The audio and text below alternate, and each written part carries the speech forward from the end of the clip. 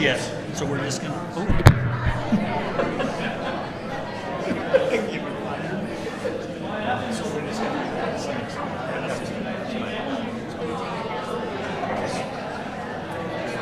It's really dangerous to have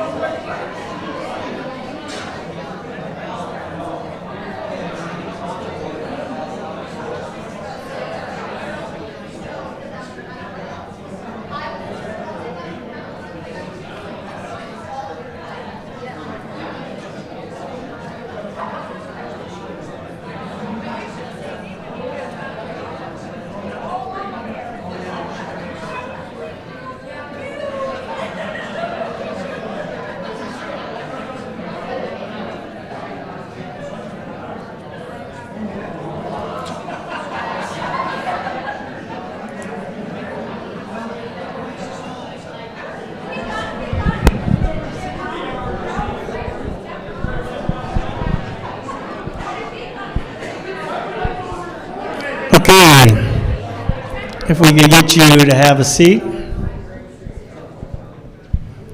we'll get started.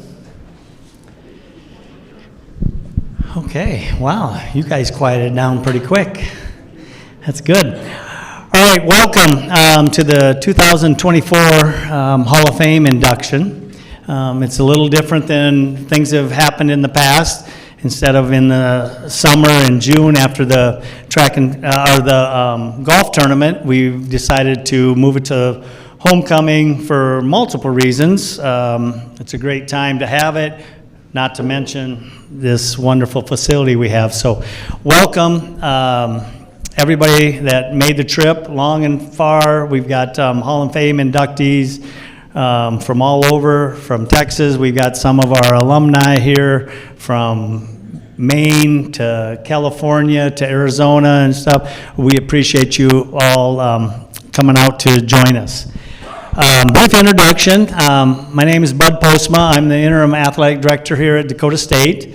I've been on the job for 5 months, seems like 5 days. Things have flown by fairly quick. We've had a crazy 5 months, especially a crazy last month with the opening of the new facility, the concert, the opening football game, high school football game, all in a matter of 4 days.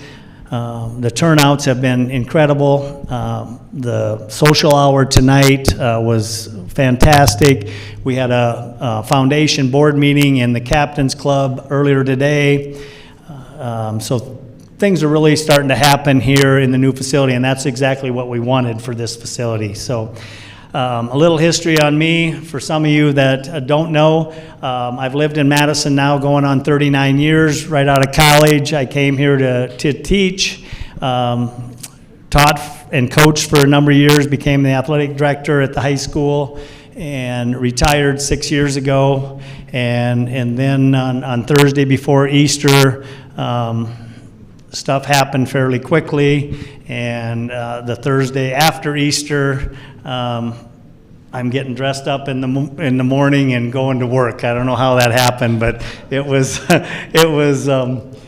that was hard to do. You know, I get up every morning and put my baller shorts on or my sweats, and I was happy. And here I am getting dressed up every day, changing colors. You know, I had to go from maroon, you know, to the blue, and that's all right.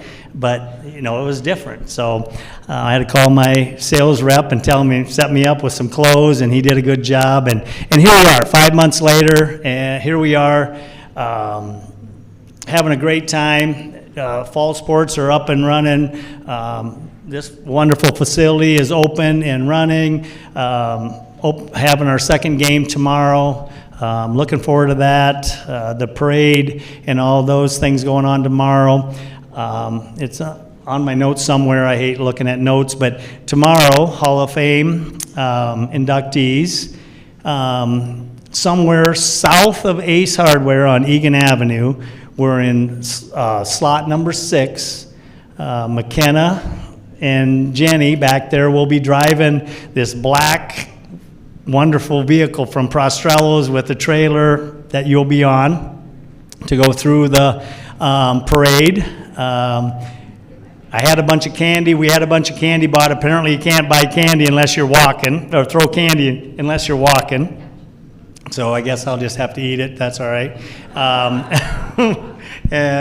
But then when you're done, McKenna promised to wheel you around, get you back to First Bank and Trust parking lot where the families will be watching the parade. So hopefully, being so early in the parade, she'll get you whipped around back there so you can watch some of the parade. So that's the proceedings for tomorrow. Carl's, that's right. Sorry. Haven't been down there for a while. Carl's used to be Ace Hardware. Carl's, for some of you that haven't been around here for a while, it would be Fullerton's Lumber, you know, if you haven't been around. So there you go. That tells you how long I've been here, right? So yeah, Carl's. Down from there, that's where it starts, kind of down there. So we'll do that. Anyway, so yeah. Here I am 5 months later, having a great time. Things are going well. we're proceeding with the fall sports. Fall sports are going great. Football's having a great start. Volleyball and cross country are off and running and doing well. So things are good. And we're looking for a big crowd tomorrow. Exciting. Weather's going to be fantastic. So come out and join us at the tailgate. There'll be some beverages out there. There will be no actual food served. So if you're tailgating, it'll be kind of a original tailgate on your own sort of thing. So, all right, some introductions before we get started. Back in the back table, I've got Jenny Holm and McKenna Rudabush, my right and left hand back in the office. They've done a good job of putting up with my attitude, and the new guy on the block, and teaching me the ropes a little bit, and doing a lot of setting up for this and doing most of the work for this. So appreciate you very much. Thank you very much to McKenna and Jenny. Tyler Steele and Nick Huntemer back in the back of the room. Tyler's with ITS, takes care of all of our live streaming and all this, does a great job because Lord knows I don't know anything about it. And Nick has been around for a number of years. He's our SID, does a great job. And I told him he got the programs ready. I talked to him yesterday. He got the programs ready. He says, "No, I'm going to work on those tonight." And that was last night. So, and Nick. Nick wears a lot of hats here, so thank you very much. Foundation, we've got quite a few people at the foundation. We got Mike McKelvey, our new, I don't even know how to introduce him anymore. We got so many acronyms at the college here, I don't have any clue what they all mean, he's the big cheese at the foundation. We got president, we got CEO, we got all this stuff. I wrote them down. We got CMO, we got CFO, CIO, CTO, NFE, CSA, and what have I got? I got interim athletic director. We're going to work on that. I went to work after high school, and I went to Daktronics, and they had all these same thing.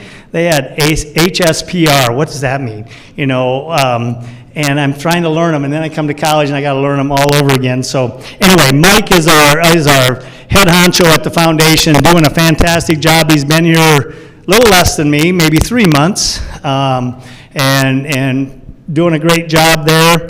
We have Jill Wood, Senior Director of Philanthropy, right here. Tom Nielsen, Director of Philanthropy and Sponsorship for Athletics. Savannah, is Savannah here? Nope, Savannah's not here. Sabash? Nope, Savannah and Sabash are also in the office. I think I got all the coaches that are here. We got Anthony Drelin. Anthony back of the room. He's the head track and cross country, men's and women's. Is Josh here? Nope. Amy Wienhoff is right back there, head volleyball coach. Darren Ty in the back corner over here, head men's basketball coach. Next to him is Dalton Kleinschmidt, the assistant basketball coach, men's. David Moe, head women's basketball coach. Taylor Hauge in the back, assistant track and field and cross country coach. Alex Glover, the associate head coach at track and field in the back of the room. Did I miss anybody? I thought I have them all written down. Thank you so much for attending. A couple others. Gary Roach, where you at, Gary? There's Gary right here. Gary's a longtime coach at Dakota State. I didn't have the exact years, but many years ago, but he was also here. That tells you how old I am as well. I've been here when he was coaching, and one of his protege was ended up coaching for me at Madison. We had a problem. Max Hodgen, and those of you that know Max Hodgen, so Max liked to wear boots, blue jeans, and this straw hat. I said, all right, I don't allow jeans when we coach. And he didn't like that rule. I said, well, you got two choices. You wear dress pants or, khakis or something, or you get rid of the straw hat. That's your two choices. And he said, well, I can't get rid of the straw hat. Well, then you're pretty obvious what you're going to do. So he listened. He wore dress pants. He kept the straw hat. Turned out pretty good. I think we won 5 state championships, so it was all right. Yeah, it was all because of you. Amy Kissinger, right here. She's going to introduce later on tonight. She's a 91 grad and a 2010 Hall of Famer. Jeff Rodman, there's Jeff here. Jeff right back there. Hall of Famer back in, way back in the day, 1977, right? And if you came in a little later, if you walk out, you'll see the retired number back there in the hallway. That is Jeff's, and Darwin Robinson. Is Darwin here? Darwin's back there as well. He's a 1974 grad. Is Bob here? Bob. Yep, Bob is right here. 1975 grad in attendance. Did I miss some others? If I did, I apologize. I wrote down a lot of them. Nick is pointing. Help me. Oh. Oh, yeah. Terry. Oh, there you are. Sorry, Terry. And 76? 7? All right. Part of the Boot Hill? Nope. Missed the Boot Hill? I should have taken notes last night, right? So, all right. Let's see. Anything else for introductions? If I missed you, I apologize. And of course, lastly, I can't forget the captain of this ship that we call DSU Trojans, President Griffiths. She would like to say a few words.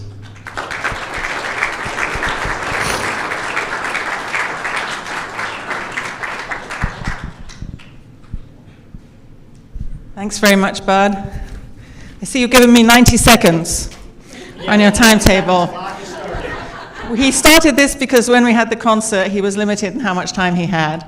And I was worried if we gave Bud the microphone and Josh Anderson the microphone, that we wouldn't start the concert on time. So we told them they had so many seconds. So I see I've got 90, but I'm going to sort of go a little bit further because I want to say a couple of words. First of all, I do want to thank Bud. He stepped in at the last minute. We had a cup of coffee on a Saturday afternoon to see about his interest in the job, and he was on the job 4 days later, as he mentioned. And he's done a lot of hard work to come on, learn all the acronyms at the university, become part of our team, and get to know the coaches, and then help us get ready for the beginning of this season. So could we all give a round of applause to Bud? Thank you. Appreciate it. Okay, thank you. The other thing I thought you might be interested in is this room. We haven't said too much about this room. If you've been on the tour, you've probably been told about it. But this is the esports arena. This, probably the next time you ever see it, will be full of computers and people competing in esports. The wonderful thing is, we can show what's going on here. We can broadcast it over to the Captain's Club. We can broadcast it to the Playhouse. We can broadcast it to the Beacon Institute. We can have people watching these games all along. And we've done some recent work with, I know you're all what we would call traditional athletes. And at DSU, because of the nature of who DSU is, we have now our tech athletes, if you like. And it's wonderful to see the two sets of teams supporting each other. But we've been doing some work with one of the major IT companies, and they recently purchased Riot Games. Riot Games owns League of Legends, if those of you are into gaming, and Valorant. And they're the top two disciplines of games that we have. We do best in those two disciplines. And they have come and they visited this site, and they have said this esports arena is arguably the best in the country in a college. So we're really looking forward to hosting esports here. So enjoy being in this space right now. It's very good for meetings like this, but I don't know that we'll be doing too many more in this room. So I just thought I'd mention that to you. So, as Bud mentioned, I am Yosei Marie Griffiths, the president of Dakota State. This is my 10th year. And you may recall that we used to host this Athletics Hall of Fame in June. But the decision was made this year to move the event to Homecoming Week, which we think is actually much more appropriate than doing it in June. It now ties in with alumni coming back to campus. It's wonderful when we see alumni coming to campus, and we want you here to be honored for your accomplishments. And for those of us who attend this event, it's actually inspirational to hear the stories of your days as a student, what you had to put up with as student athletes, the barriers you had to come, and the accomplishments that you achieved, not just here at Dakota State, but also subsequently throughout your careers, because I think when we hear the stories of our Hall of Famers, we hear what they took from DSU and carried forward into the world that really helped them going long term. It's very heartwarming to see how people enjoy being back at Dakota State as you reminisce with former teammates and friends, and see the many changes that have taken place on campus. We have a lot of new facilities sort of built around our traditional facilities, and we're even renovating Beadle Hall this year. So Beadle Hall has no faculty in it this year. It's under renovation, so that might be something for people to come and see the next time they're back. I felt that we'd neglected Beadle Hall for a long time. It's the oldest building in the state that is still used for its original purpose. And so we have that claim to fame. Yeah. We have a number of other things that have changed on campus. We have a lot of new program offerings. We don't have just the same programs. We have new programs. We've discontinued some. We've had different student accomplishments, new buildings, and so on. So today, our team has picked 7 impressive alumni student athletes as the newest class of the Hall of Fame inductees, athletes, coaches, and athletic trainers who made an impact on the history of Dakota State athletics and have gone on to live lives of positive purpose and consequence. That actually ties back to our mission statement. Ultimately, everything we do now with our students is with an aim that they go out into the world and live lives not just of consequence, but of positive consequence and positive purpose. So congratulations to the 7 awardees, the 7 inductees this evening. And please know that we do really appreciate you for the role that you've played in elevating Dakota State athletics to the level we are today. DSU athletics are rising thanks to you and all of your supporters. So thank you very much and enjoy the evening.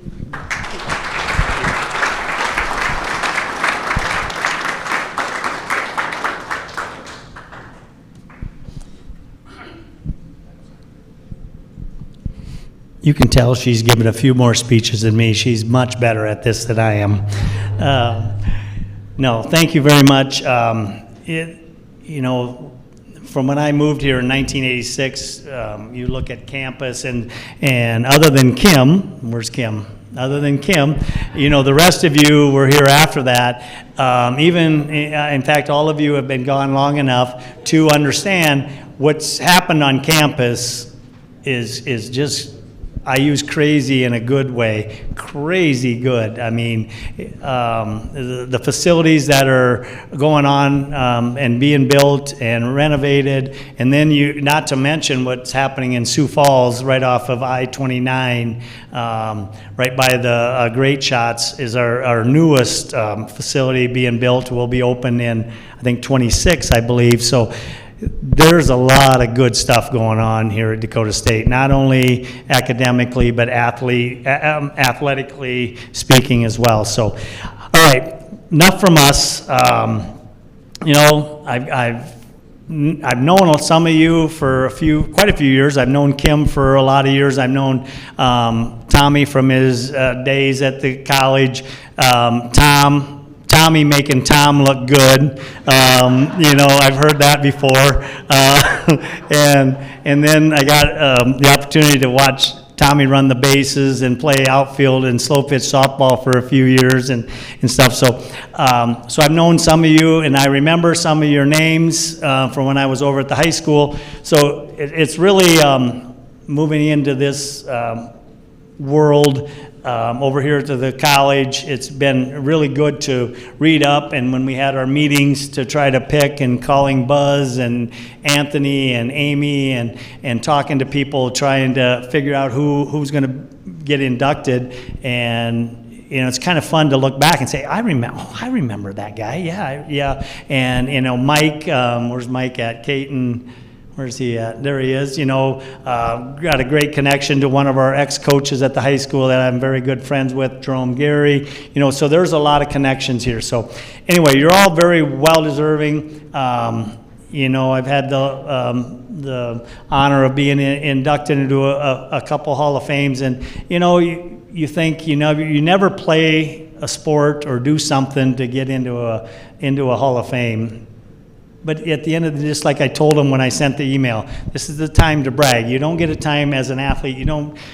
We don't brag. But this is your time to brag, to send in your things to brag, because this is a time to honor your accomplishments of what you did, because they're pretty incredible. If you read the program, there's a lot of incredible accomplishments. So anyway, so how we're going to do this tonight is I will call up whoever's introducing the Hall of Fame. You come up, and we are on a stopwatch. I forgot. At the high school, I did bring in a sundial or whatever they call it and flipped it over and told them this is it. So, but I'll just sit back here and put the shot collar on you and stop you if you get too long. So keep it short. No, but we want to make sure we give each person their due.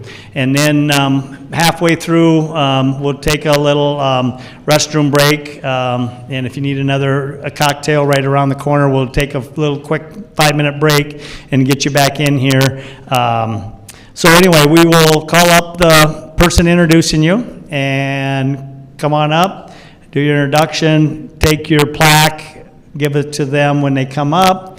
And then the inductee will give their acceptance speech, and then we'll move on to the next one, and so on and so forth. At the end of the night, we'll take the pictures of everyone. You each have a gift box in there. Hopefully there's kind of a few neat things. The ladies did a great job of putting some things in there. So those are yours. Also at the end of the night, someone at the table, please, take the flowers on the table, and you can also take the Trojan towels or whatever, and that way one less thing that they have to clean up. All right. So all clear as mud, let's get started. And we figured what a better way to start other than alphabetically. We just wanted Amy to be the first one to start. And so Amy Christinger will be introducing Michelle Daniels.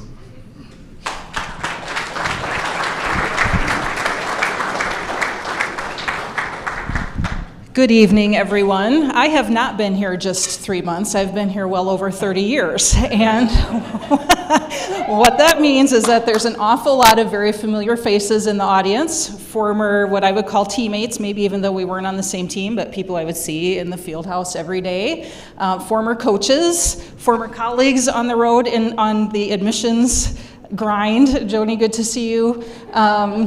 There's just so many people here that it's really good to see. I also see other former student athletes that maybe our day-to-day seeing each other was in a different place in the city of Madison, somewhat south of campus, but very happy to have you all here as well to get a knowing nod. I think I'm looking right at that table right there. Yeah.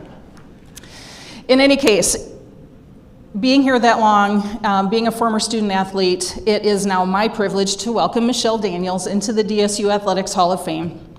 From the moment she stepped into the DSU Fieldhouse, Michelle had presence. She has a certain energy about her. She was quick, dynamic, skilled. She has a competitive spirit that made her a standout athlete as well as a natural leader among her teammates.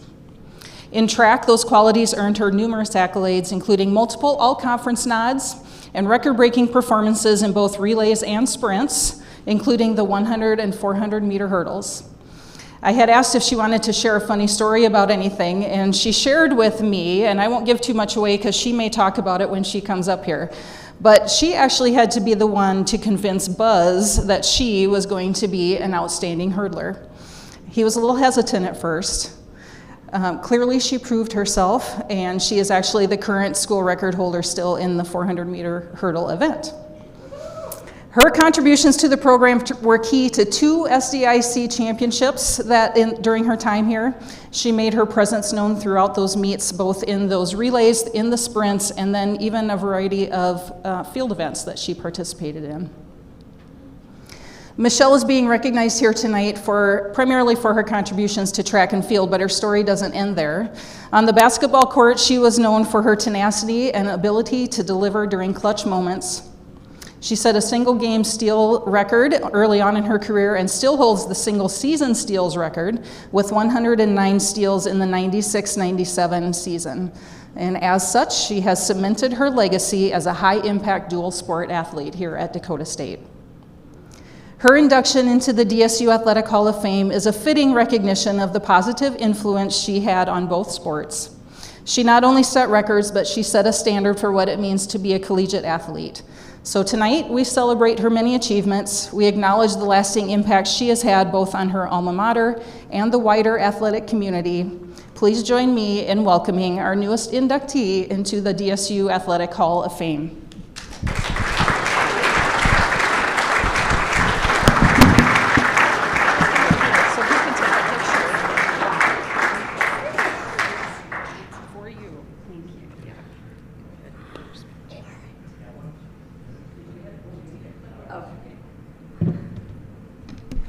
Wow, I don't know if I can back that up, but yeah, Buzz didn't know I was actually coming in for track.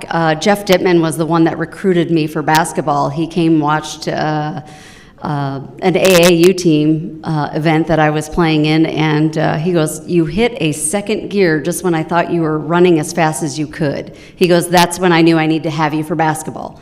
When I showed up for track, Buzz is like, "Well, what do you do?" I said, "Well, I've done relays, I've done long jump, I've done hurdles," and he goes, "You're not really the height person." I said, "You're right, you're absolutely right. I don't look like a basketball player, I don't look like a hurdler, I totally get it. Can I just show you what I can do?" And he goes, "On the grass." And I said, "I've never run hurdles on the grass." And he goes, "Well, I'll feel safer with you on the grass." So needless to say, I fell over the hurdle. The hurdle tumbled on top of me, and so he said, "Yeah, we're just going to keep you in the sprints and the relays." So I begged, and probably we had a home meet, and I finally said, "Buzz, can I please just run hurdles? Let me show you what I can do on the track." He finally gave me that chance at the home meet, and I beat his top relay and his hurdles 100 and 400, and he goes, "Yeah, I guess you had a spot there." When I broke the record for the 400 hurdles, it was Amy's record that I broke. May I tell the story? Okay. She came up to me that next day and said, "I'm so glad you broke that record." And I said, "Why is that?" And she goes, "I was missing a hurdle." And I said, "Oh, wow." So she goes, "I was feeling guilty all this time, so I couldn't wait for you to break it, or someone to break it." So thank you for sharing that with me. Doing the events was wonderful. I love Buzz for giving me the chance. My senior year, I said, "Okay, it's my graduation. Let's go out with a bang. Let's win, the conference championship." I graduated that day. I ran to my car. I had my track uniform underneath my cap and gown, got in my car. I drove as fast as I could to Mitchell, and they were calling for the 100 dash prelims, which Buzz put me in. So I literally stripped off my cap and gown, got on the track, never warmed up once, got into the finals, and right after that was the 100 hurdle prelims. Fast forward, I made the finals for that. My dad had never seen me run any events. He was always working. He was a truck driver, so he never got to see me. The first person I saw when I got into the 100 hurdle starting blocks was my dad. He showed up, he was the first one there, and I was not picked to win at all. I was the shortest. I 4-stepped. I didn't 3-step. And I actually won the hurdles that race. I mean, like, I was amazed. Like, I was not supposed to win. But I don't know, he must have been my shining knight or whatever, and I just went with it. Well, Buzz put me in the long jump, triple jump, high jump, javelin, 4x1, 100. I couldn't do the 200 because it was too close to the 400 hurdles. 4x4. The only thing I think I didn't do were the throwing events, except the javelin. My hand didn't fit on the discus, so. But I do want to thank my family. My mom couldn't make it. She had another event with my brother. My mom was always my biggest cheerleader. It didn't matter where she had to take me for a track meet, a basketball, softball, whatever I was in, she would get there. My dad, he passed away, but like I said, he was my guiding light because he didn't get to see a whole lot of sporting events. My brother, let's just say this, we were on a t-ball team together and I batted before him, and so he would never let me slow down. So he was probably the one who made me the athlete that I am today because he pushed and pushed and pushed. My husband, I think my sophomore year, I really wanted to leave DSU and go back to Detroit and never look back. And he said, "You're here for a reason. You are good. You are the best when you showed up. So give it all you got." And so he made me continue. And I thank you for that. My children, Amanda and Cole, you guys light up my life every day. So thank you for coming on this trip. They got to see where we met and where we started our life together. So again, thank you, Amy. And Buzz and Jeff Dittman, thank you for making my college years what they were. So thank you all.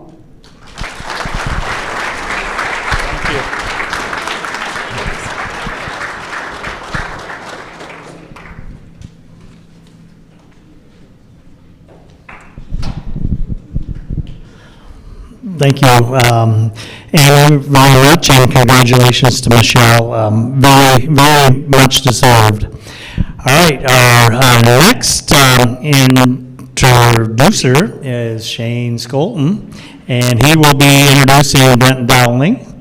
And I think we do have a little slide presentation as well. Do you want to run that? You know what you're doing? All right.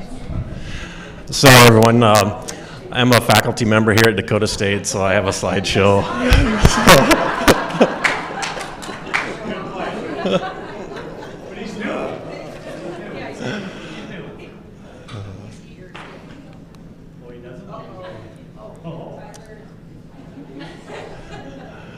It always works in class.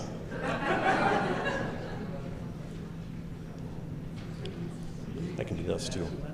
I'll use my other finger.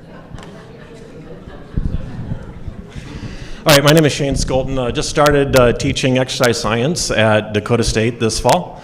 I was at Augustana University before that, but we're looking forward to putting in a new biomechanics lab in this building. It's going to be some pretty neat stuff that Dakota State is doing with their Rising initiative.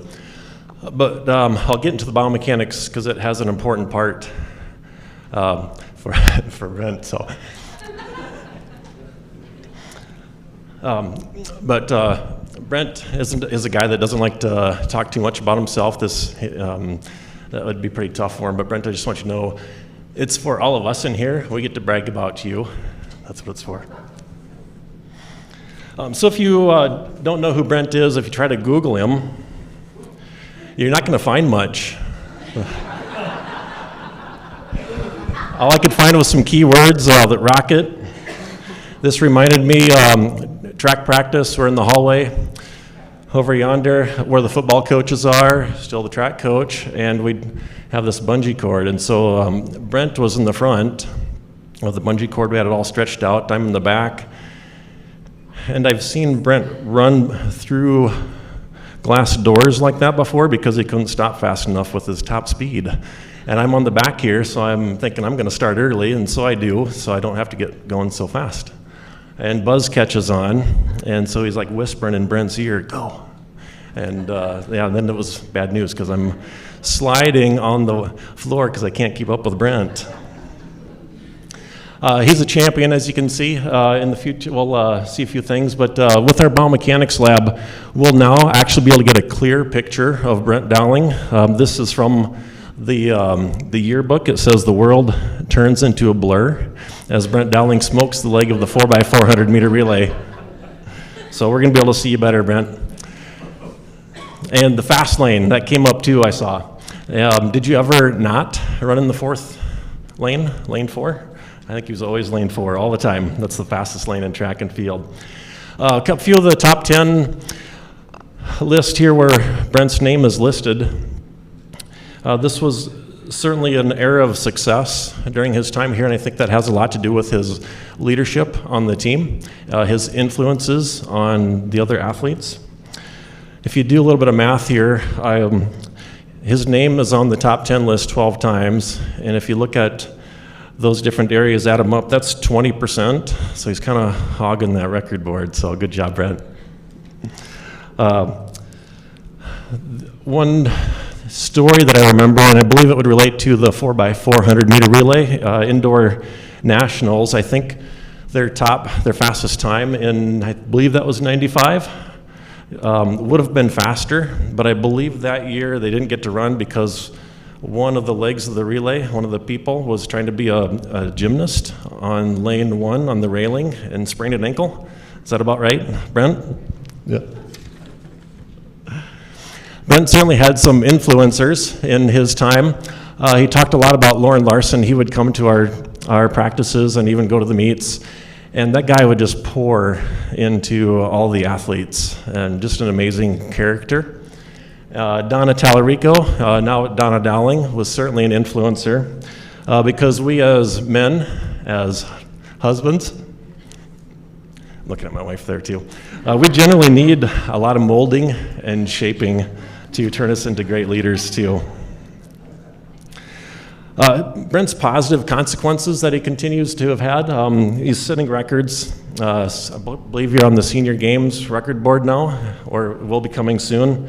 Perhaps next summer if you get to take a picture at the finals, the 100-meter finals, with Marie Screen, who was the winner of the 2000 100-meter Olympics. Please send that picture to me. Love to see it. He's known as a problem solver at work, and he's an excellent father and leader. Time. Anyway, family, this is really good. I've got a lot to say here. One of my most exciting days at Augustana was I'm in my office and I hear the Dowling family's voices. And I thought, this is so great. I get to coach Courtney. I don't get to coach Courtney. I get to have Courtney as a student possibly. And it's so much fun just to connect with that. We ended up getting Courtney in my lab in the summer, so I got to spend a whole summer with Courtney. And knowing Brent and Donna, the way they are, they're just fantastic people, and both of them are in Courtney. Is so much fun and just great experience for me. Brent does a phenomenal job leading a youth group, Christ follower, committed, just like Lauren Larson, just pouring his heart into these young kids. Has done several mission trips down to Juarez, Mexico, and Cuba, and he might talk about that a little bit later. But he's got a couple of his athletes here from when he was volunteer coaching at Pierre High School, some fast sprinters there, I believe. He's an authentic leader, and I'm sure they would back that up as well. So the last part, finally just a couple more words here. I'll read. Brent's currently the technology architect for the data center integration team. Began working for the state of South Dakota in June '96 in computer support services, focusing on Windows desktops. After 2 years, he became the founding member of the Bureau of Information and Telecommunications integration team, and later the manager. In 2012, he transitioned to the role of architect. I don't quite know what that is, but I think about the Matrix, and I think Brent's controlling us. Brent's known for his adaptability in handling new technologies and problem solving under tight deadlines. I've got a quote here, and I'm pretty sure it's accurate. He's the fastest problem solver to ever work at the BIT. Recently, he was instrumental in selecting and implementing multi-factor authentication software to meet IRS and federal requirements. His notable accomplishments include pioneering the K-12 data center, designing BITS storage backup computer infrastructure, redesigning the state's email system, and being a key business negotiator. He grew up in Draper, South Dakota, attended Jones County High School, and earned the double major here at Dakota State in Business and Information Systems in 1996. Lives in Pierre currently with his wife Donna. 2 children, Courtney and Justin, are here as well. Fun stuff for him, a part-time farmer, retired though, I just learned. Is a phenomenal coffee roaster and a senior games competitor. Brent, come on up.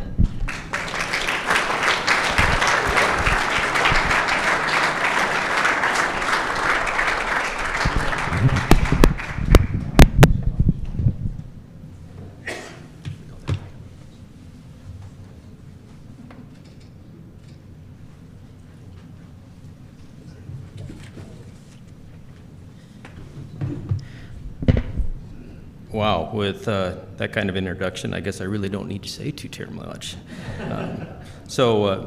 Thank you, Dr. Skolton, for those very kind words.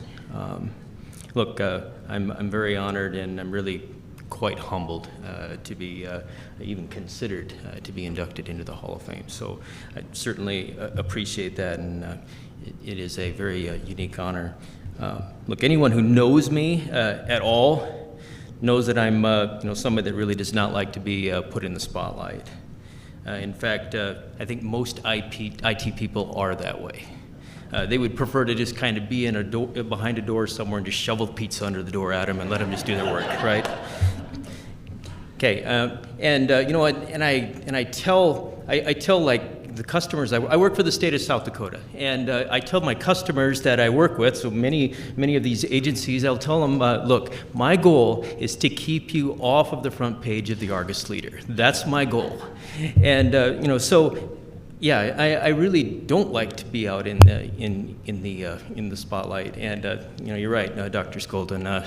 You're probably not going to find me too much. It wasn't too terribly long ago. I actually deleted my Facebook page. So anyway, look, we walked around campus last couple of days. Wow, what a change! 30 years ago, it was quite a bit different. There's a few little nuggets that still make it familiar, but I come north of campus and it's like, wow, this is amazing. So congratulations, guys. You guys did a fantastic job, and I'm really excited to see what's happening here at Dakota State. Actually, I have a couple of guys from Pierre that like Shane was talking about, that actually are here to actually run track this year. So I'm really kind of excited. Hopefully I'll have an opportunity to come up and see you guys compete. A couple more things about DSU. I've actually been up here for some job fairs that have been hosted over at the Dakota Prairie Playhouse.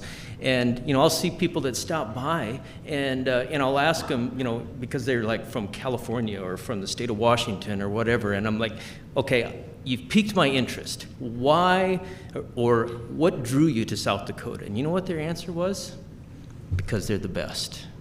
So congratulations. That's an amazing thing, to be known across the country as one of the best. So that's really quite exciting. And I look down through all of the things that I have done here that I took away. So I've just President, I was just taking some notes while you were talking about that. What did I take away? Well, as it turns out, business skills, IT stuff, that's what I do every day. I've been doing it for 28 years. The track and field component, I have a heart for track and field, and when my children have participated in it, and when they graduated and moved on, it was like, oh, we're empty nesters now. What are we going to do? How about we adopt 100 track and field kids and continue? So, my wife Donna and I have just we kind of call ourselves a package deal, and that's what we do. So we do that, and we just have a lot of joy in doing that. There was a mention about Lauren Larson, and I think it's really just kind of an important thing to make a mention of him, because he's been kind of a staple of the Madison area for a long time. he wanted to see us break that 4x4 record. And he was up here and he was running with us, and I'm like, dude, you're 30 years old and you are crushing us. And it was just simply amazing, actually seeing his passion and pouring into the team. So with that was actually probably one of the key attributes. It's like, you know what, this guy's pouring in. He's a volunteer, and you know that's the beauty of cities like Madison. Madison just has a heart for pouring back, and you know I just really appreciated that about Dakota State as well. Mission trips, we made a little bit of a mention on that. So, you know, as it turns out, you know, I've actually found that I also have a heart for those that are lost, and that's the one key that I have found that is resonating with me the most. So not only do I want to do my best in my job and be able to pour into others out on the track, but also to share the truth of the gospel with others. And I've had the privilege of doing that in other countries as well as in my own community. And I like to look at it this way. If you saw someone's house that was on fire, would you walk by? Or would you tell them, your house is on fire, you need to get out now? And so I apply that when I see someone that is you know, struggling with sin and just sharing the truth of the gospel with them. All right, so I'm really thankful for a few folks. I'm going to wrap it up here, so I apologize. All right, so just a few folks here. My parents are here. Tracy and Karen, thank you very much. I really appreciate all of the hard work that you've poured into me, and you know, I'm just very thankful for that. And you know, my wife Dawn, obviously, she's been a rock along the entire way. You know, and it's just been a joy to just do life with her. And of course, my children, and we actually are expanding. I have two, but now I call them all my children. So my daughter Courtney, her husband Josh, and my son Justin, and his fiancee. They're getting married in this December, and her name is Madison. So thank you very much for coming tonight as well and encouraging me tonight. So I'm going to leave you with this particular Bible verse just to kind of wrap up the track and field, because I know we're going to be moving into football. So 1 Corinthians 9:24, do you know that those who run the race all run, but only one receives the prize? Run in such a way that you may win. Do not settle for mediocrity. Understand that competition is sins of this world. Christ won the race. Run for him. And that's what my encouragement is for you. So don't be afraid. Share the truth of the gospel with others. And I'm just so thankful for DSU and giving me some tools to be able to be successful. Thank you very much, and have a great night.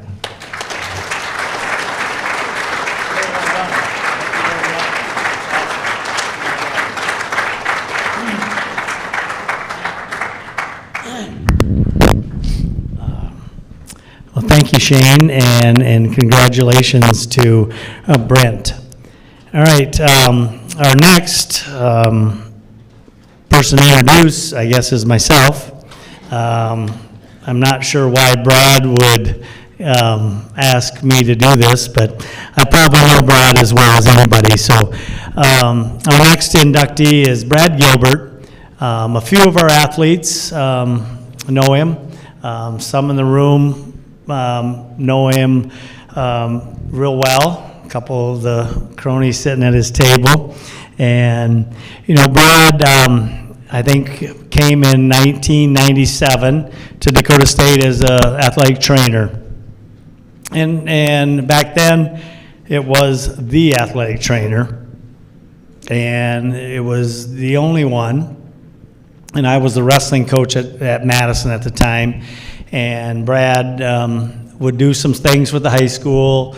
And every year it got a little bit more. And then when I became the athletic director at the high school in '05, then I started paying him. Imagine that. I started paying him, he started working more. No, but we started compensating him for what he was doing. And what Brad did for Dakota State athletes and Madison High School, excuse me, Madison High School athletes for 20 years is really incredible. I mean, we're talking 500-600 plus athletes a year. And we were sending kids over right and left to Dakota State to get looked at. And then when we built our new facility, he was coming over there and working with them and helping them and things. So, the things that he did back then, it really incredible. I mean, and what we have for staff here as athletic trainers is very, very, very good. But even as athletes from the other generation, back in our generation, we did things differently. And Brad was that guy. He did things different. But and Kathy and his wife Kathy and I were just talking at the picnic today. Everywhere he goes, somebody knows Brad. Well, why is that? Well, over a 20-year period, just in Madison, not to count in his time out west, we got thousands of athletes, that have had Brad as a trainer. And, a lot of times that goes unnoticed. As a coach, I appreciated it. And some of the coaches in here will just say the same thing. Joe Public thinks, trainer, big deal. No, that is a big deal. And what Brad did is really special. And he did so many good things for DSU and MHS. And on a personal note, and I don't know why I couldn't find it. He's famous because of my daughter. She blows her ACL coming off the beam in gymnastics in January of 2004, I believe, and of course we didn't have all the proper medical equipment. So what does Brad do? He just picks her up, carries her off, and Madison Daily Leader gets a picture of it, and it's posted, and it's kind of goes viral, if you could go viral, in 2004. And anyway, so and then all the rehab and things.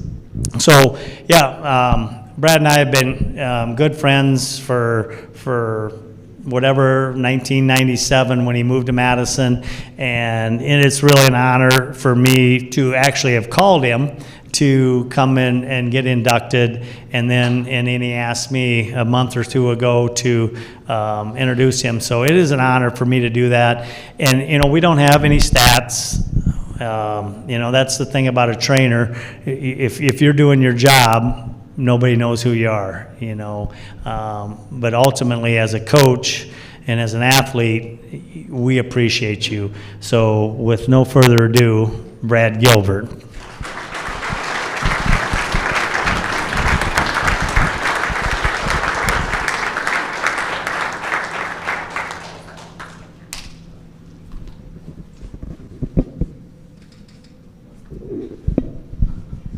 Awesome, thank you. I did not prepare a speech, because that's not me. Just saying. So I just want to thank a lot of people. I was here forever. Seems like forever, 20 years. Bud and Judy Dittman, is she here? Jeff Dittman, Tommy. Let me look at some stuff here. A lot of my assistant athletic trainers, Matt Eiler, Matt Failer, Ross Reedy, Kerry Keebach, a lot of those people that were here that started helping me. But I was here on my own for 9 years, I believe it was, and I did Dakota State, I did Madison High School, Oldham, Rutland, Ramona, Chester, Coleman, Egan. I worked all these schools. I went there in the afternoons to go work with some of the kids.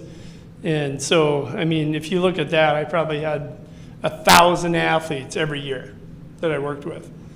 And I really appreciate everything that I've done through working with probably 10,000 athletes since I was here. You know, it just was so many people that I worked with. And I got a lot of them here in the room. And I know Tommy, he would never even be up here without me because, just kidding, you were good. I'd like to thank my wife Kathy and my buddies Scott, Goldie, and Paul, who showed up here tonight. But there's just so many people in the room that I look out and see. Pod, you're out there. I mean, and Amy Vienhoff, Nick. I mean, there's so many people that I worked with so many days. And I just want to say that I gave Nick a lot of crap when I was here. Every day I came to work in my old training room, which was about the size of this table, when I would walk in, because I finally got a new training room once they built the community center. And because Aaron, you were there with the old training room, Tommy. I mean, it was literally, you know, I don't know, 12 by 12, something like that, yeah. And so when they built the community center, I actually got a new training room. And I had to lobby against Jeff Dittman because he wanted to make it a freaking hospitality room. And I'm like, I've got thousands of athletes a year that I want to come in here, and you want to make it a hospitality room. And I won. I'm just going to say that. It was the old weight room, right? And then I think it was a few years later we finally got that remodeled and made it something. But I mean, I was working so hard. I had to tear out the ceiling tiles. I had to tear out the floor. I mean, I did all the work. And then I ended up having to build my own wall for the doctor's physician thing, for them to come in because of HIPAA, right? But it was just a great time here for 20 years at Dakota State, and the amount of athletes that I got to see and hopefully make a difference. Yeah. I'm a softie, I'm sorry.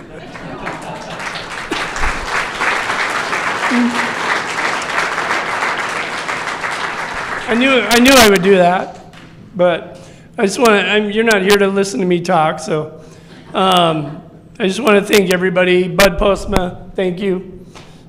We go way back, and I just want to thank everybody for allowing me this opportunity. I think there's 2 athletic trainers now that have been honored. 3?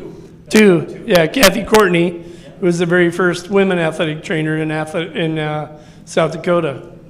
And so that's awesome. I just want to thank everybody who's here. Thank you for coming. And Tommy, you're next, and you wouldn't be able to do it without me.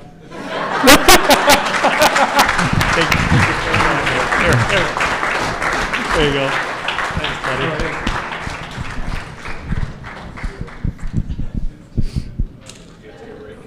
Huh? She wants to close up. Okay.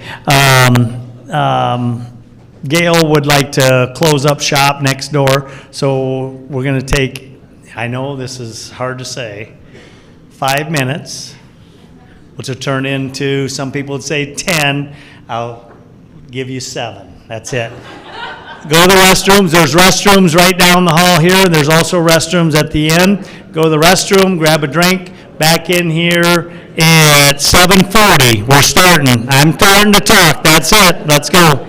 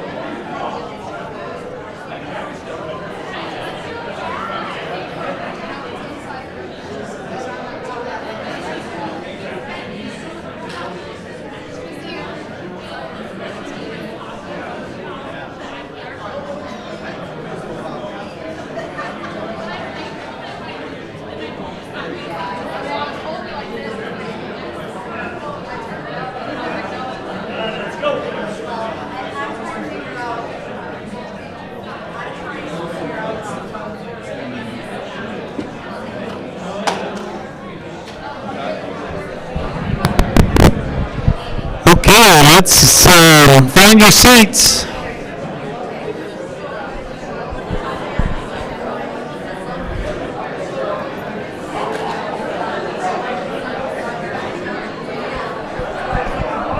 Just like high school kids, they won't listen.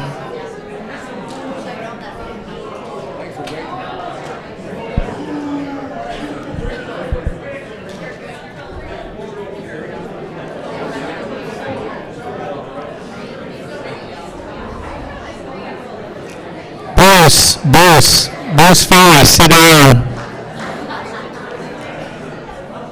You obviously can't hear either. All right, we're getting closer. All right, our next one, and I promise not to tell you more stories, but I called all of you inductees to tell you that you were inducted in the Hall of Fame. Well, in June, whatever it was, 12th or whatever, we have our DSU blue and gold. So on hole 10, I'm gambling with people, and up walks Tommy and his group, and this Tom told me, let's wait and let's tell him there. So Tommy's up there, he walks up, and I said, hey, I got something to tell you. He says, good to see you, blah, blah, blah. And I said, you know what? You're getting inducted in the Hall of Fame. And you know, he's a big, tough guy, you know, looks like this. He started crying. And, oh, yes, he did. Oh, yeah, you did. Not oranges either. No. Started crying. No, I wouldn't say cry, just tears in the eyes. And, you know, tough guy, but shoot, I start getting tears in my eyes. What the heck? You knock it off. But anyway, it was awesome. It was a great moment. And anyway, Tom is going to introduce Tommy. Tommy made Tom good. I'm not sure how it goes. Anyway, you're up. Thank you.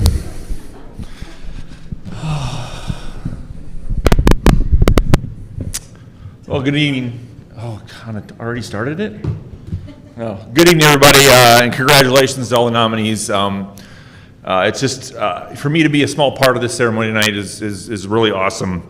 My journey with DSU started as a little kid. Coach Gary Roach there called my parents and said, hey, we need some Trojan families. And at that point, the next day we had 4 football players over our house I'd never met before, and I was hooked immediately.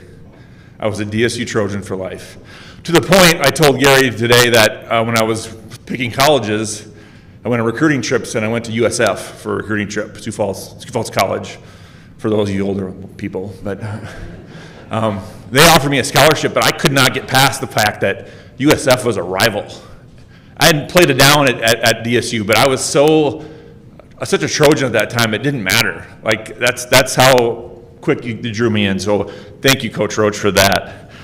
And even, I'm sorry, I'm going to talk about Tommy eventually, but this was getting somewhere, I promise. So, you know, with Mike and Jeff, you know, I was the water boy for you guys. And I've learned some really good vocabulary from you guys down there. So my parents, thank you, kind of.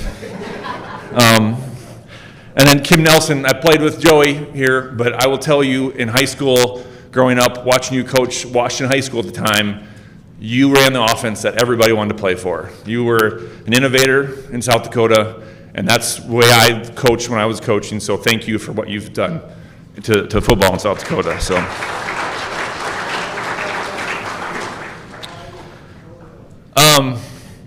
Gilbert, dang it, you know, I did an intern with Brad and was wanted to be an athletic trainer until I did my internship with Brad because I saw how much work he did.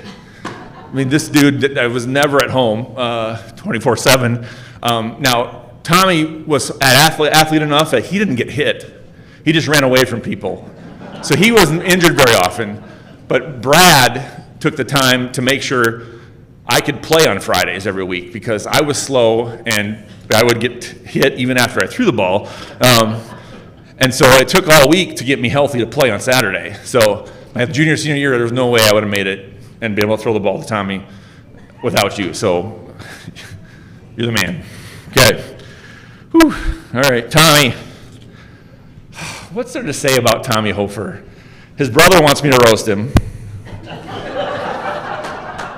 And I had this big notebook to come in today, and I had a bunch of material, but it was windy out, and it all blew away. So, sorry.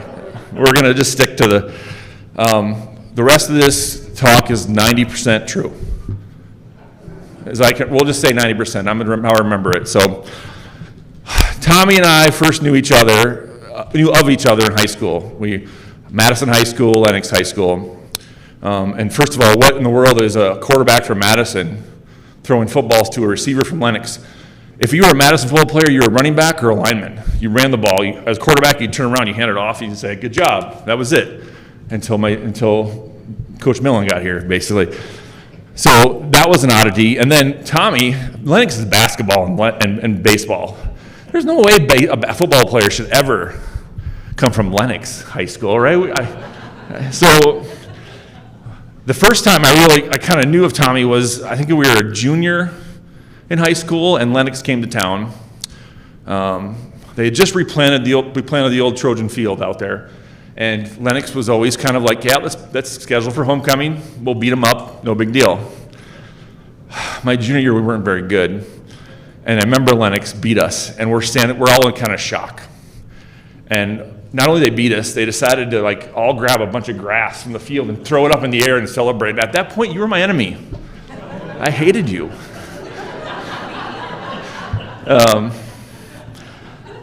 So, you know, that kind of a roller coaster ride there. I went from, as a freshman, my first ever tackle was against Lennox High School. In a homecoming game, we beat the crap out of them. And then we lost to them later in life. But anyways, we both went to SDSU. We both had some character flaws right away. We went to South Dakota State University our first year.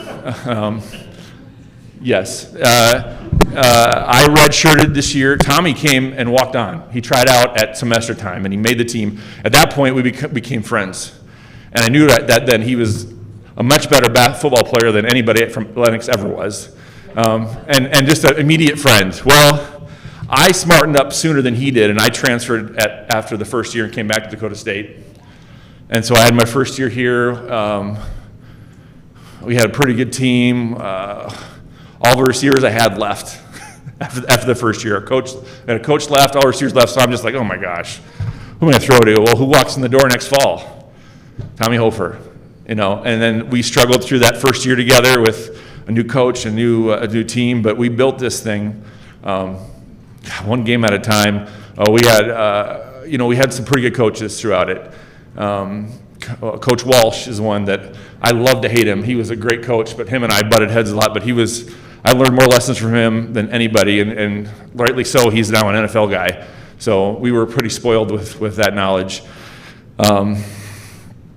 Tommy was a type of teammate that no matter what happened, he was your biggest fan. I always got teased by our alumni director back in the day that I threw too many interceptions, and I probably did. Probably did. I'm in the record book still, but unfortunately it's just for attempts. Still in there though. So it's a testament to Tommy, a small town guy.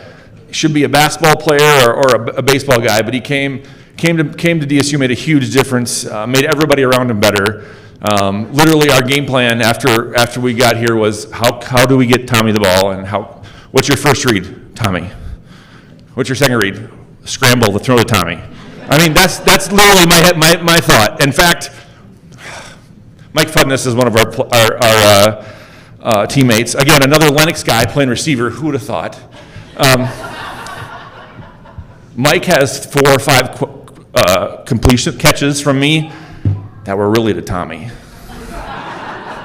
It's just like, I'm going to get hit, I'm just going to toss it up, and it didn't go to Tommy. Mike came and bailed us out a couple times. So anyways, Tommy was, my kids have never met Tommy Hofer, ever.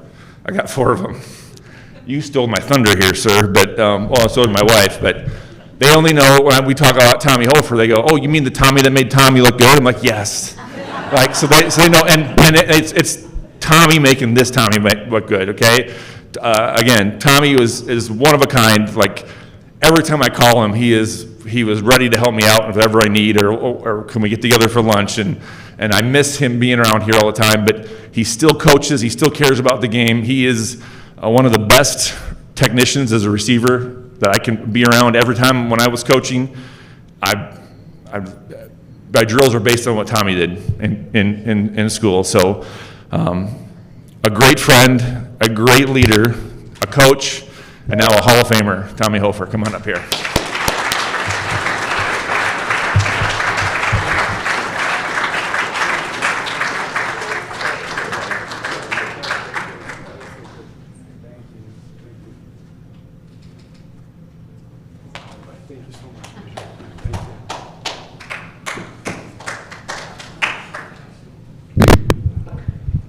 Wow, that was great.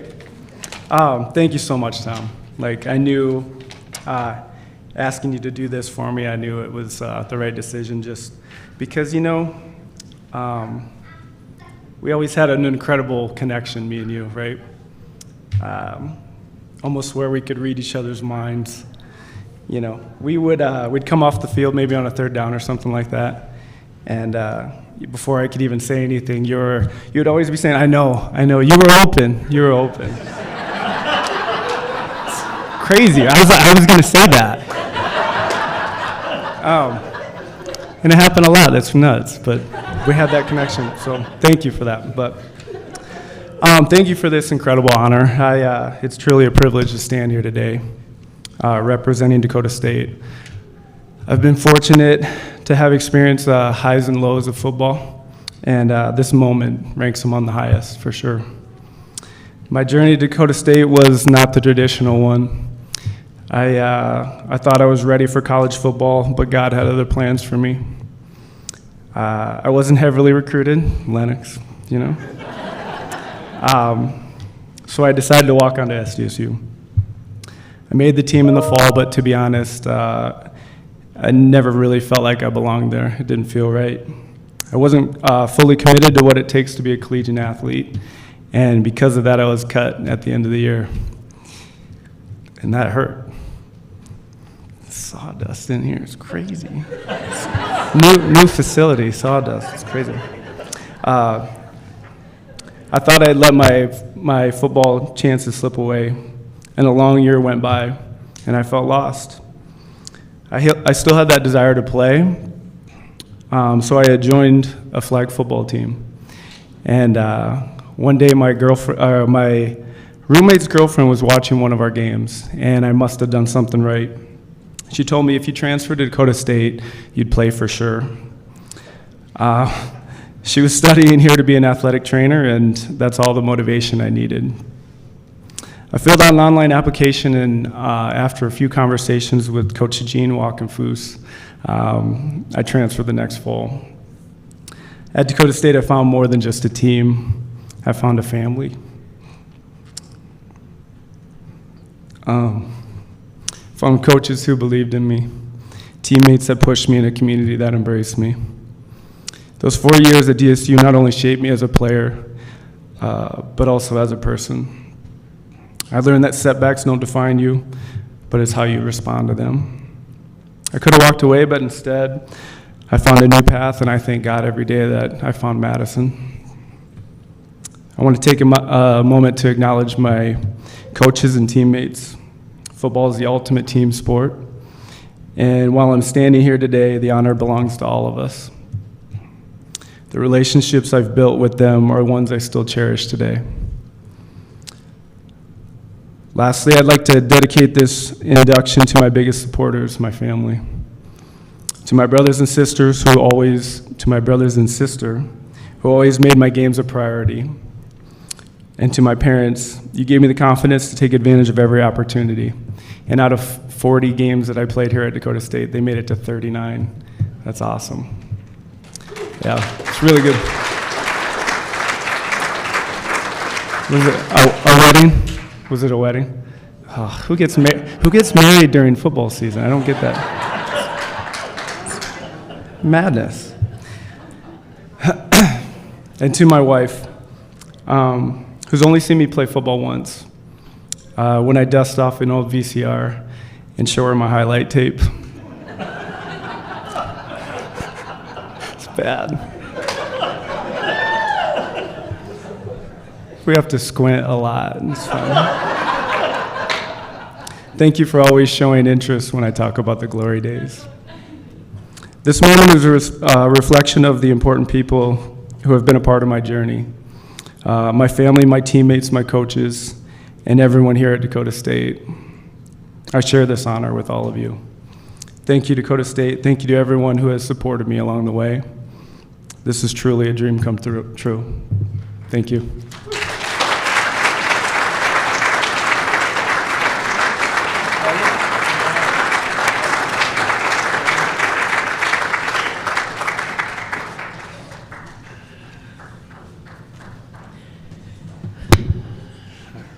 All right, I got to tell Tommy to knock that off. The allergies, I don't have allergies. Anyway, somebody use a phone. Check your pockets. Somebody lost a phone. Let me know. All right, thanks Tom to Tommy, it was a great combination once again. It was a touchdown right there. All right, next up, we have John Kopel. I'm saying that right? John Kopel introducing Mike Kon. Come on up.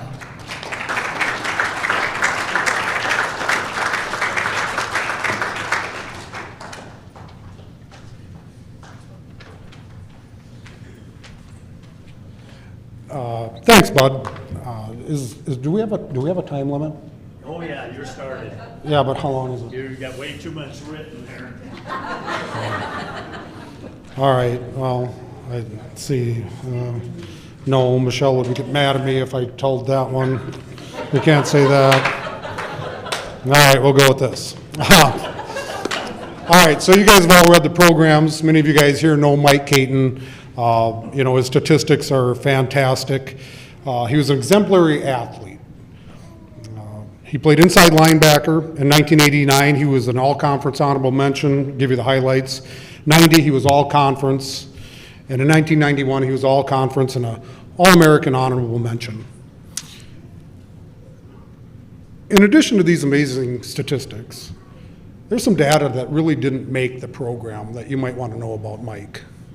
Through all of his career, Mike persevered incredibly. Some of the other statistics might be he had 2 bad knees, at least 2 repairable shoulders, 2 injured ankles, countless broken fingers, and he even had what we used to call dingers.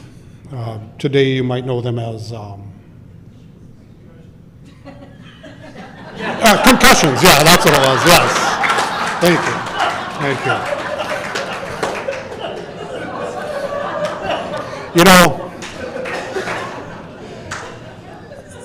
I played linebacker with Mike, and I remember so many games. I don't know what company makes that white athletic tape, but man, Mike kept them in business. You guys ever seen, you go to NFL games, you see the big foam finger? Well, if they'd have modeled that after Mike, it might have looked something like that.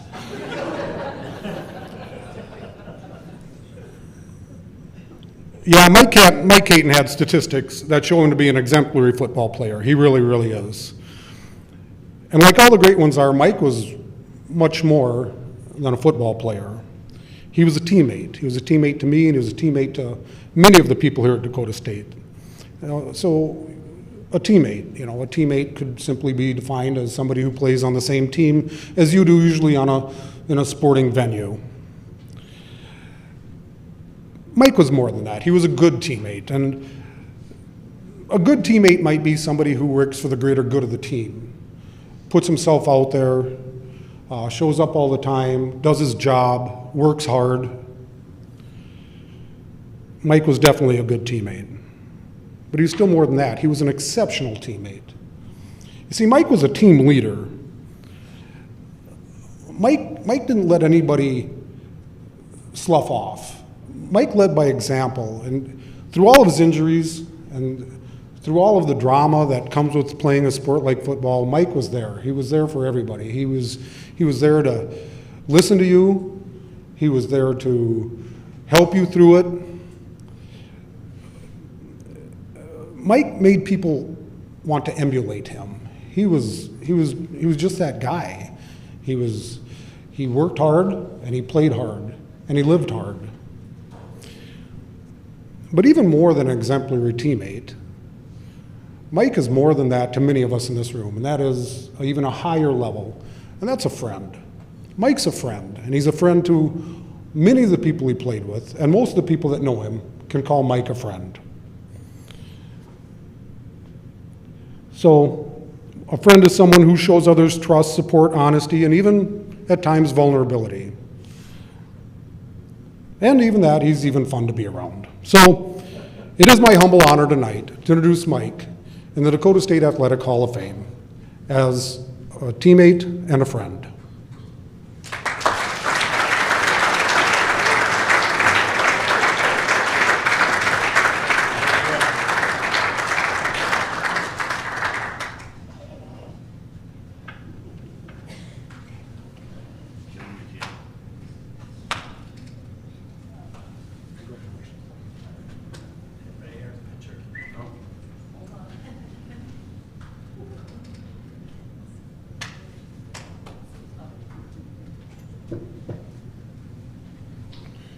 Wow. I don't know if all of that's true. It is. Except Tommy saying the custom part, that's not. Well, first of all, apologize. My bad. Definitely my bad. I'm a softie at heart. And a lot of people I played with realize that. But thank you, John. I appreciate that. I'm going to gather myself. Thank you, everybody, for being here. This is a very special moment in my life. Coach Roach, thank you for giving me the chance, even though I wasn't probably your first choice. But thank you for giving me the chance to prove myself that I was worthy of being a Trojan and being on that defensive unit. Copel taught me a lot of things. John was one of,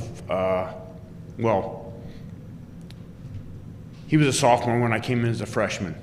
Took me under his wing. And at the point that John realized, you know, he has bad knees. My knees are much better than his. He realized that he couldn't compete at the level. He decided to coach. He took me under his wing, taught me a lot of stuff that really stuck true to what we were trying to do here at Dakota State as a Trojan, that we needed to be together. When I came in, the year before I came in, the football program was 0-10, I believe.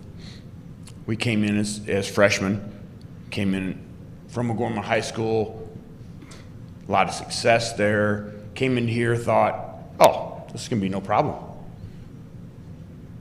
Well, everybody that comes to college, that plays college sports, is a little bit better than high school. So, unfortunately, our freshman year we went 1-9. But I will say that during that freshman year, I really made a lot of really great teammates. Jeff French, Paul Naughton, that we decided to stick it out. Why not? Well, I mean, what are they going to say? So, as we went through, freshman year ended, Coach Roach came in, we brought in some Earl Berglund, we brought in some guys that all of a sudden, next thing you know, we kind of looked like a program. Then next thing, we go through, we win 3 games my sophomore year. My gosh, we're looking up. We may even go all the way. Well, next thing you know, we go through this, that, and everything else, and we all of a sudden, some attrition that happens. Some guys don't want to go to the weight room. Some guys don't want to do this. We developed between the guys that were in here, we decided we're going to stick it out. Thick and thin. Coach Roach, God bless, Cosgrove, we decided we were going to stay here. This was our home. We were going to defend this no matter what. And we stayed. Now, a couple years later, we added some people. We had some great people. And we had some success. 8-3 senior year. Some great things happened. We opened some doors. We opened some people's eyes. We started competing on the conference level that had never been happened. It's not me. It's not one individual in this room. It was a unit that decided Madison, South Dakota wasn't in the middle of nowhere. It was something that was special. It was special for everybody that laced up them shoes. Everybody put on that jersey. It was special. Not that everybody that graduated from Dakota State comes back for every game, but know that there's ghosts in these rooms. It's a new building, but there's still ghosts in these rooms from everybody that played on that field, that came in and said, Dakota State is my home. I'm going to put everything I have into this program. We may not be the greatest when I leave, but I'm going to leave my heart, my soul, and my sweat and blood in this place. And when you look at this place, new, phenomenal, there's still blood, sweat, tears from all of the people that came from here from many, many, many years ago. This is still the same old Dakota State College, Beetle, all the things that it was because of those individuals. All we can do is ask to build on what they've left for us. And I hope that through my 4 years here playing, that I was able to build on what they had established and built as ground rules for what we needed to do. I want to take 2 seconds and say thank you to my family, my wife Michelle, my son Riley, his fiancee Kate, some dear friends of mine, Big Earl, Cush, Copel, you know. Thank you for being here. Thank you for everybody for recognizing it's not me, definitely not me, because there's a lot of people that did way better than I did. I just was fortunate. Thank you very much.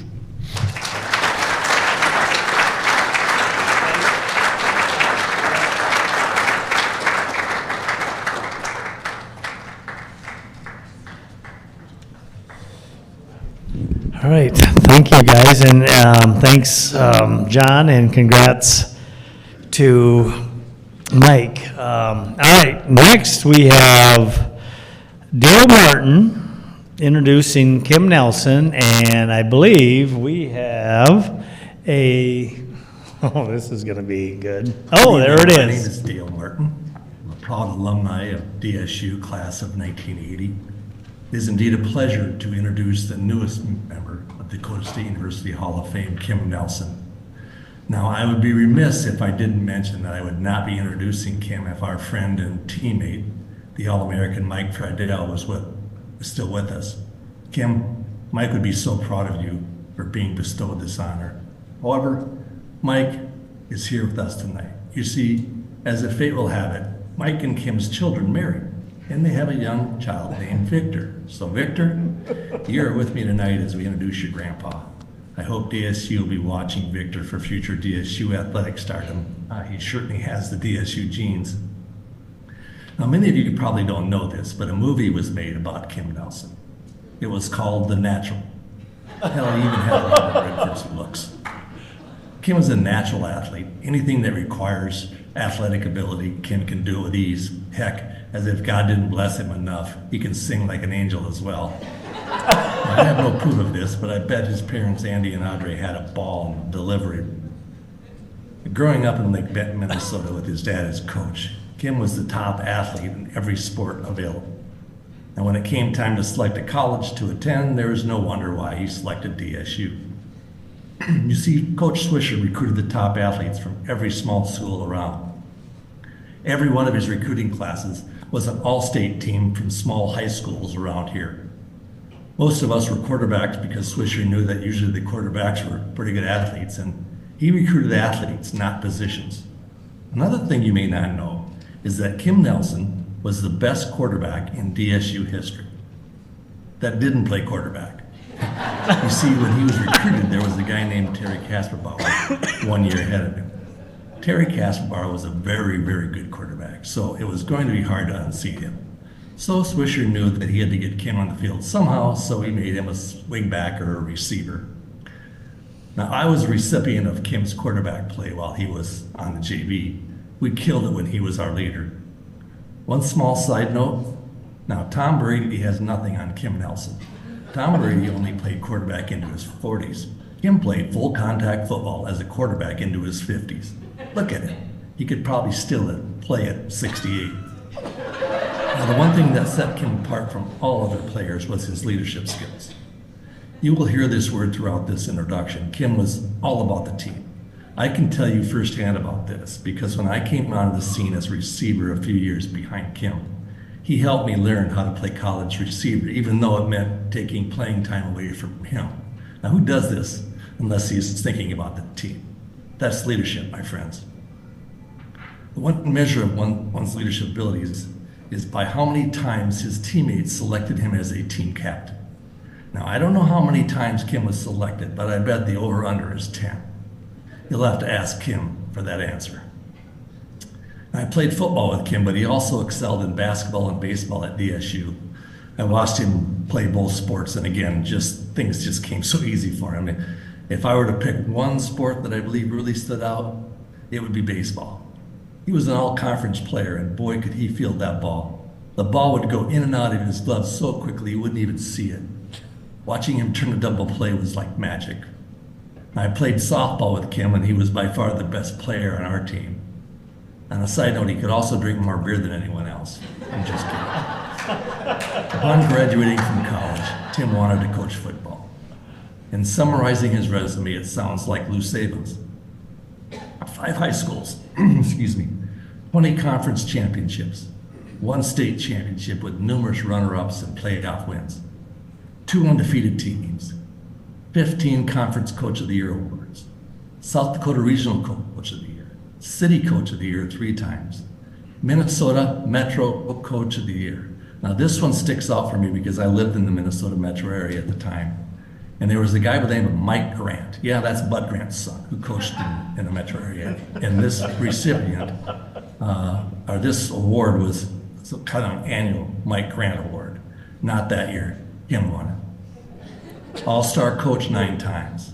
National finalist for High School Coach of the Year 2 times. Numerous speaking engagements at coaches' clinics and articles published in Gridiron Strategies.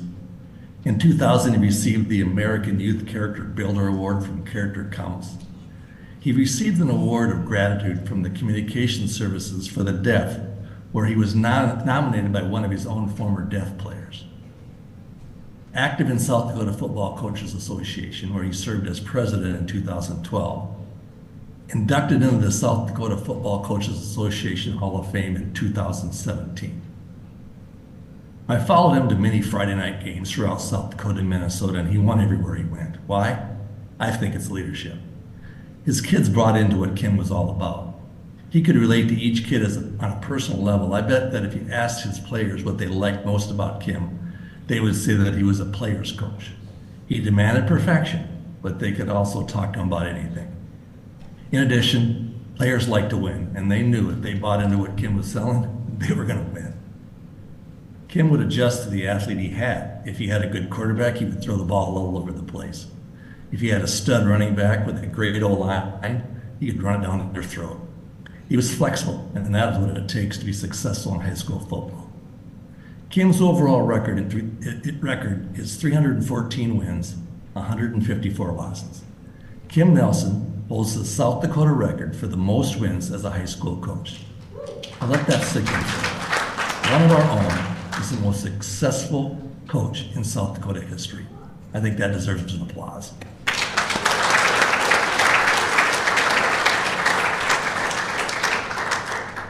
Now, if you ask him what he was most proud of in high school, his coaching career, you would think that he would point to his undefeated teams or his state championship teams, but guess what? I know Kim would say that the most memorable time in his coaching career would be his first 2 years at Rapid City Central. You see, he won only 1 game in those 2 years. But he was also proud of how his players always gave great effort and taught Kim a very valuable lesson. One that he carried with him throughout his career. You see, Kim realized that these kids, they have 4 years to play football. And every year is important to these young men. Kim can continue to coach, but these kids, this is their last time. That's leadership. I could go on and on about Kim Nelson, the athlete and coach, but Kim is much more. He is the best friend anyone could have. If you need him, he would drop anything to be there for you. He even sang at my wedding when I asked without hesitation. And by the way, he did an outstanding job. If you were to ask him what the best decision he ever made, I'm sure that he would say that marrying his beautiful wife, Michelle, or Shelley as he puts it, was the top of his list. You will not meet another spouse who supports her husband's coaching life more than Michelle. Now, watching all those games from the bleachers is sometimes a lot harder than coaching. Michelle, you're a Hall of Famer in my book. So without further delay, please welcome the newest member of the DSU Hall of Fame, Kim Nelson.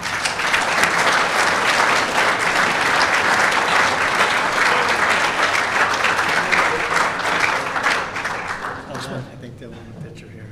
Okay.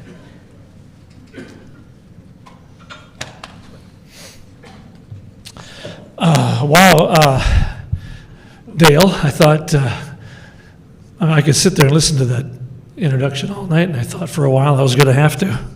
It's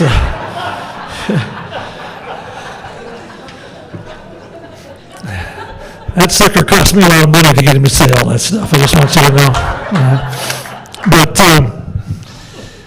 I'm going to apologize ahead of time because I do not have a time limit, because I'm older than all of you in here, and you're going to have to listen to what I have to say. All right.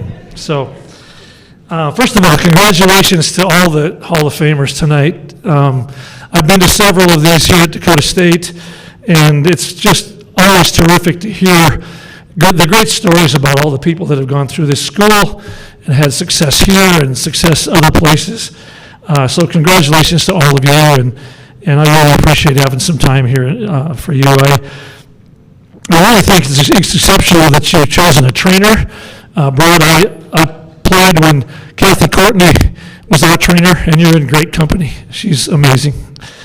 So congratulations to Tom and Tommy. I'm going to ask Joey who made her look good, because my son Joey played with both of them, and he'll tell you the truth, but he says a lot of great things about both of you all the time, so congratulations for that. Thanks, Dale Martin. I was listening. Dale's been a great friend and obviously knows more about me than he should, if you think that's all true anyway. So he's been a great friend. He's a great athlete, and unique thing about Dale and I, when he came in as a freshman, I believe that was my senior year, and we rotated at receiver, taking the plays in Gary Bear's first year as a coach, and we got to know each other really well.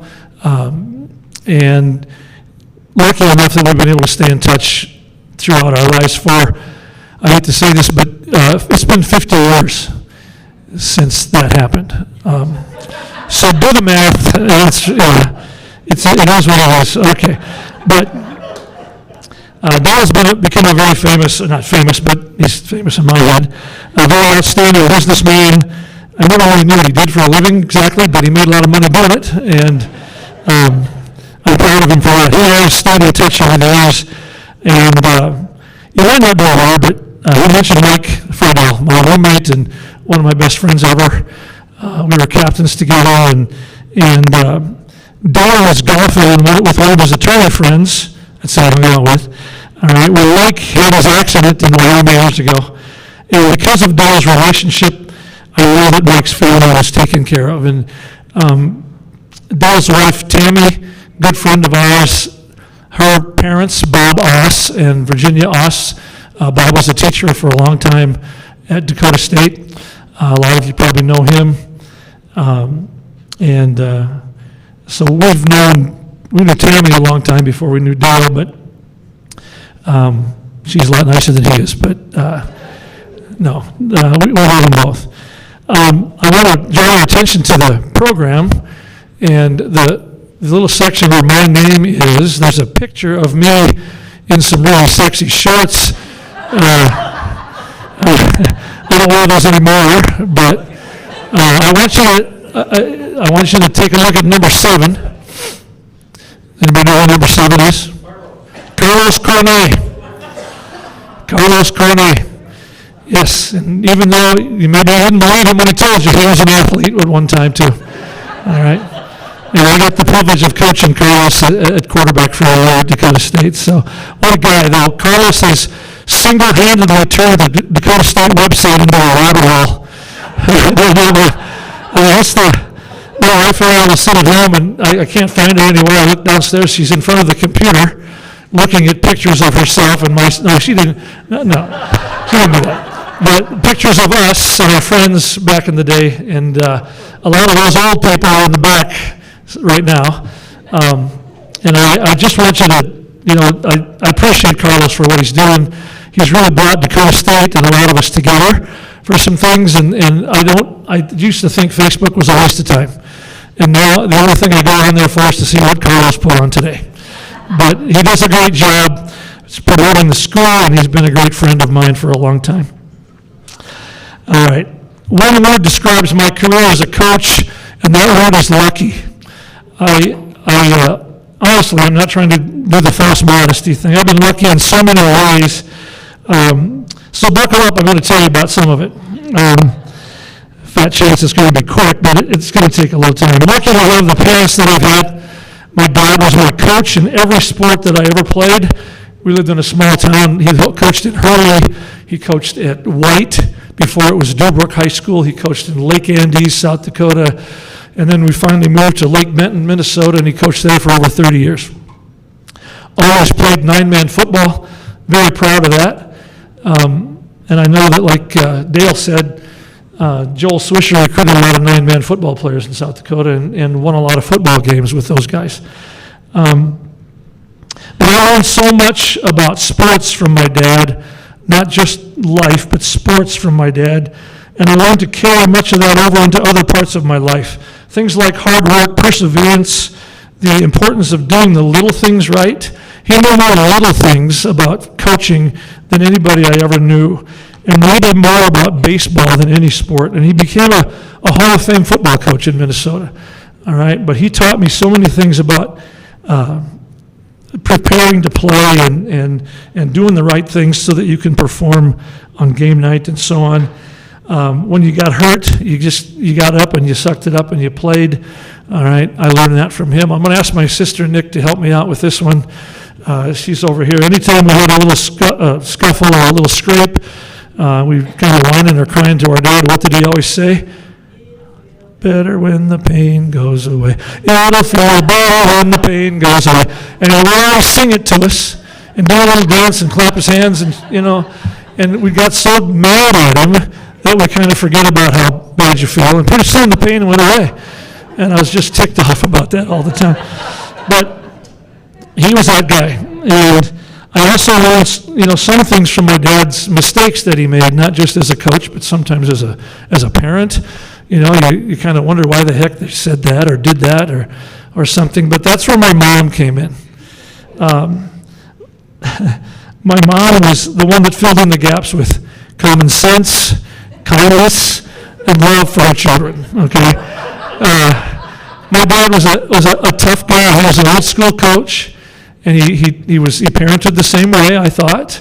And fortunately, he called me number one because I was the first kid, I suppose. I don't know, but that's what he called me. And I was kind of embarrassing, but I handled it okay. My sisters didn't think it was that cool, but I have 3 great sisters. I'll tell you about them in a minute. But my mom my mom is easily the best person I've ever known in my whole life.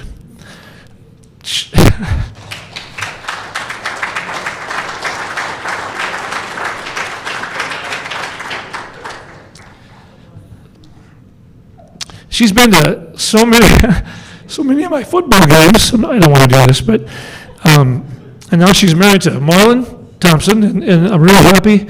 He's made her happy for a long time, and they come to all my games, all my home games. They followed me to Edina, Minnesota, and they lived in Chanhassen for a while, I think, and a few other Prior Lake, I think. And about the time I was thinking about moving back to Sioux Falls, they moved back to Sioux Falls. And I get to the ball games at Howard Wood Field, and I look up in the stands, and there's my mom. There's no, sorry about that, there's no other feeling like that.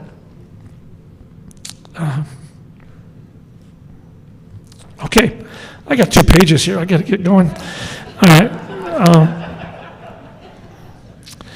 So, lucky is the word that I used to describe him. I'm lucky that I met my wife Sherry at Dakota State. Not only did she look good in her bikini, but she had, did you hear that there? Not only did she look good in her bikini, she had the morals, the loyalty, the brains, and the common sense that I needed. And that helped us raise our 2 boys. Our boys have grown up to be very successful and happy, and they're still our pride and joy. When I have an opportunity to give advice to young coaches, I always start with this. Pick the right person to spend your life with. Whether you're looking for a boy or a girl, pick the right one. Sherry's been my biggest supporter. She started something back, I think we kind of figured out that it was maybe in Rapid City or at Washington High School, okay, where when the game's over, where everybody lines up, and you walk across the field and shake hands, and she would come out to the field, and I'm the last guy in line, I'd shake hands, and there she was, giving me a hug, give me a little kiss, and tell me congratulations, or that's okay, it'll be all right, it'll get better, all right, and she did it every home game, and I think at Howard Wood, there's a lot of rules at Howard Wood about what you can and can't do. If you've been a track athlete, you know what I'm talking about. Yeah, but, nobody's supposed to go on the field after the game, stay off the field, no sunflower seeds, no gum, no stuff like that, right? Can't do anything but play ball, and then you got to leave. Okay, well, nobody talked to Sherry about that ever, all right? And if somebody did try to stop her, she just put her hand up and said, I'm the coach's wife, leave me alone. And then you could see them scurry away, go ask somebody, and they go, oh, yeah, don't mess with her. So it was, she's been awesome for me, and I was very lucky to have found her at Dakota State, and she's still my best friend. I feel lucky for my sisters, believe it or not. I feel lucky for my sisters. Deb is the older one, they're all younger than I am. Robin and Nikki. Nikki's here with her husband, Randy.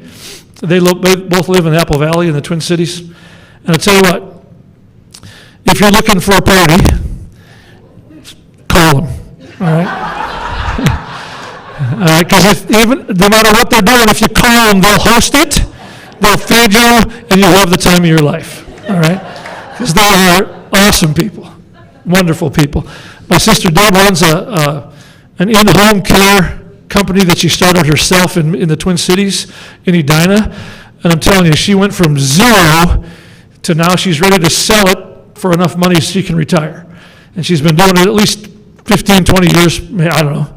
And it's a tough job, all right, but she's did it by herself. She lost her job when she was 50 years old and started over and did amazing work in the Twin Cities. My sister Robin is the CEO, chairman of a homeless shelter in Cheyenne, Wyoming. And she's won several awards from the governor there, and she's an amazing person too. So I'm very lucky to have the family that I have. I have to refer to my notes because I'm old, but I'm just very proud of the success that they've had with their families and their own businesses. All 3 are very successful, but more important, they're all fun to be with. They don't talk about how great they are or how wonderful they're doing. They ask you how you're doing, and they care about me, and they care about our family, and I really love them for that and appreciate that. Okay, I'm lucky for my sons, Ross and Joey. If you guys ever met them, you'd laugh because they're funny all the time. All right, I mean, they've done a podcast. I got to tell you this. Ross wanted to be a comedian, okay? There's a comedy store in Sioux Falls, used to be, called Fat Daddy's downtown. And he decided he was going to win the prize at Fat Daddy's, so he got all his friends to come, all right? And he does a comedy routine, and they all laughed crazy, and he won. So then he thought it was always going to be funny. And so he's tried to be a stand-up comedian in Minneapolis. He had to go to Los Angeles and try to get, discovered there. Found out he wasn't that funny all the time. So he came back, moved back to Minneapolis, and he's doing really well. He's in the hotel restaurant management kind of business, and he's doing great. And he's still trying to do the stand-up comedy stuff. And I've only heard about one routine.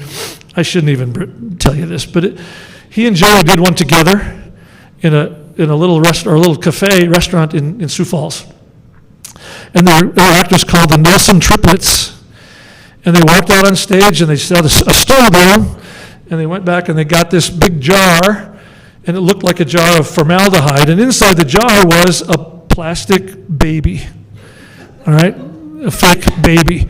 Put it on the stool, and they said, "We're the Nelson Triplets. This is our brother who didn't make it." All right, you just go out on me. I don't need it. This is our brother who didn't make it. All right, his name is, I got to think a minute, Michael Andrew. They took their middle names and called him Michael Andrew. And then they did their entire routine with their dead baby brother on the stool in front of them. That's the kind of humor we're talking about here, folks. So bear with me. But I'll tell you what, folks, I love them to death, and I laughed with them when they were little kids. I still laugh at them every day and laugh with them every day. And I have a grandson now that, I gotta back up a minute. No, I don't. I got a grandson now by Joey, and Joey's wife, Kelsey Friedel, wife Kelsey. And her mom is here, Johnny Friedel. Okay, that's Mike Friedel's wife and daughter. All right? Mike and I were roommates in college, best friends in college. All right? Grew up to continue to be best friends, and now our kids are married. All right? You should have been at that wedding. I mean, hey, weddings are fun, but when both sides already know everybody, it's unbelievable. Unbelievable wedding. So, I got a grandson named Victor Andrew. Joey named him Victor. All right? And I love it. And I can't wait for Victor to grow up and turn out just like Joey and just like Ross. And maybe a little bit like Kelsey. I gotta hope that happens. Okay. But I always think about this, now that Victor's 3 years old, I'm always thinking about what would Mike think of Victor. I know one thing, that Victor would have a cowboy hat, some boots, and some spurs that he would be wearing. He'd be riding bulls on something in the house, probably the couch or something like that.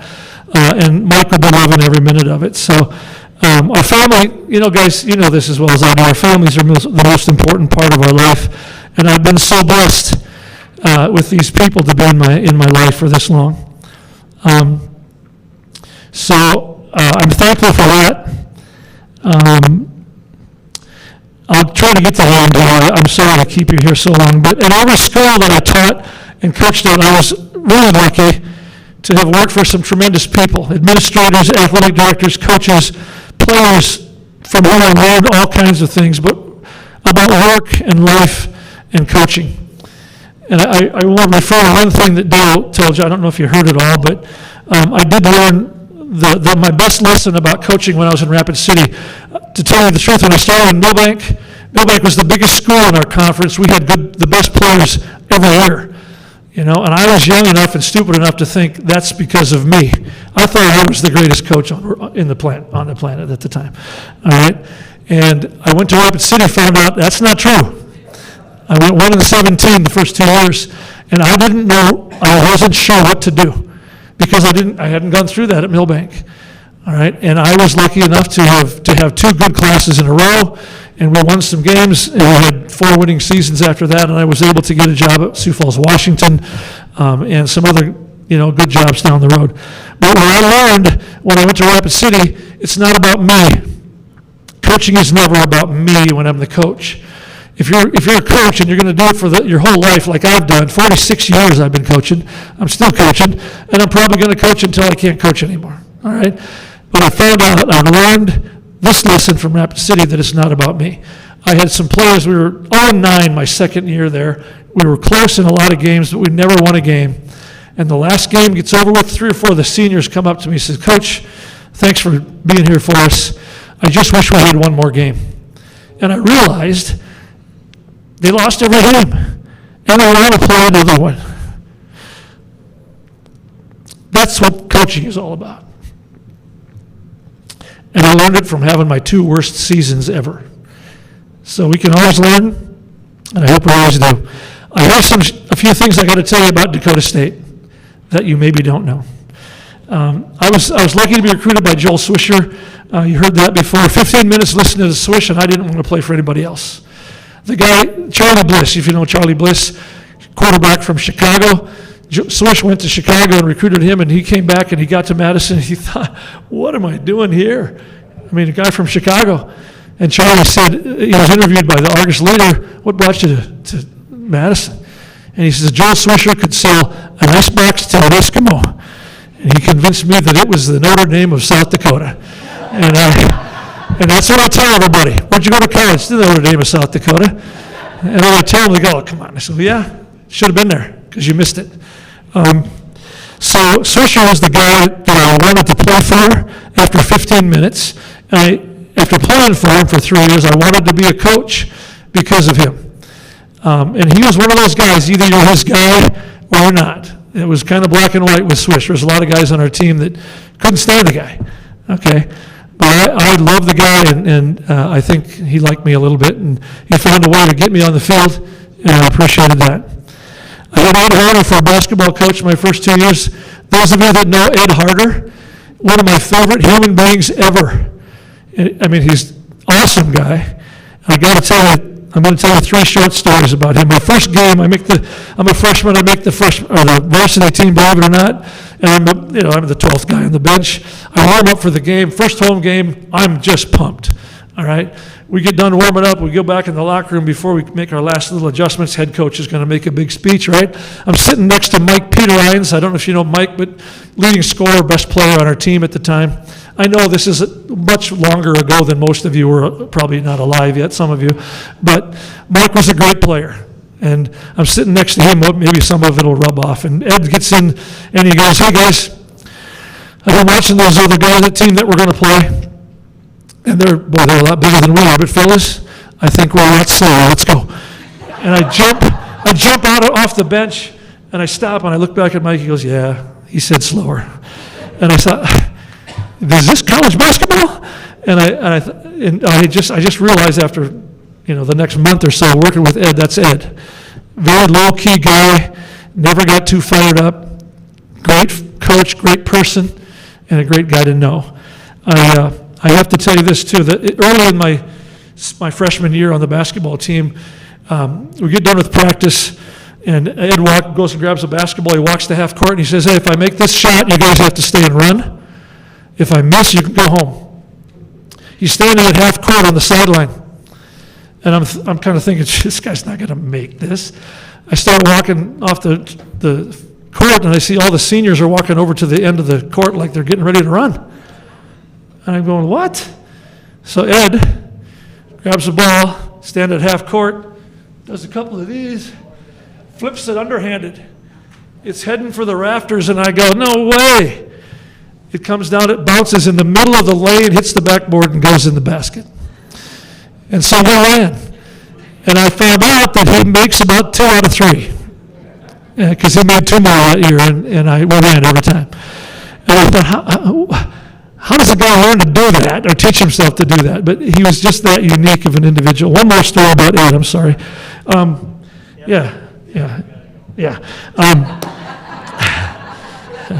won't tell you that one. I got a couple things I want to mention to the older guys back here that they'll remember. The Blue Goose bus, all right, a lot of stories about that. Paper bag lunches, the Rapid City Tech football return trip. I'm not going to say anything about that even if you ask me, but it was one of my greatest memories. 3-day practices in football, the big 3, 15 40s, dirty 30s. These are things that we did the first week of football practice. And if you want the details, I'll tell you. I got to tell you this story. Mike Thackeray was a defensive lineman when I was a freshman. Great guy. And I think he was maybe a junior or senior at that time. And we're in the middle of 3 days. It's the afternoon practice. It's really hot. All right, it's 95 degrees. And we've all been suffering for 3 days. And we scrimmage. We have a big pile up in the middle. Mike jumps up, starts sprinting for the field house as fast as he can. His head's back, he's pumping his arms, and we're all going, we all stop. Coaches, players, we're watching him, and we don't know what's wrong. All of a sudden he stops, and we quickly realize what was wrong. His weight practice booths were changing color right there in front of us. All right, the poor guy had diarrhea so bad he couldn't play anymore. And we're laughing so hard, but we're laughing because it could have been one of us, because we were all doing the same thing. All right, almost done. Three of my boys are here tonight: Brian Lux, Bruce Ferry, Paul Park. Wave your hands, guys. Okay, we still play golf together in the summer, and I played basketball and baseball with Bruce. I played football, basketball, baseball with Brian. I played basketball with Paul. All of these guys are multi-sport athletes, even Paul. All right, and Paul was a good enough basketball player to make the Hall of Fame for the SWC last year. But Paul's other sport that he played was something we called buck euchre. I don't know if you've ever played that game, but every day after at the end of the day, Paul's looking for a game of buck euchre, and he was all conference in buck euchre. All right. Thank you to the Hall of Fame committee for my induction tonight. Great memories of Dakota State. Very proud of the growth that's happened here. Congratulations, Dr. Griffith. Wonderful job. I wish you continued success. Especially thanks to the friends I've made because of my association with Dakota State. Lifelong friends. I hope we can always share our memories and our lives as long as possible. This is really a cool honor, and I will cherish it forever. Thank you.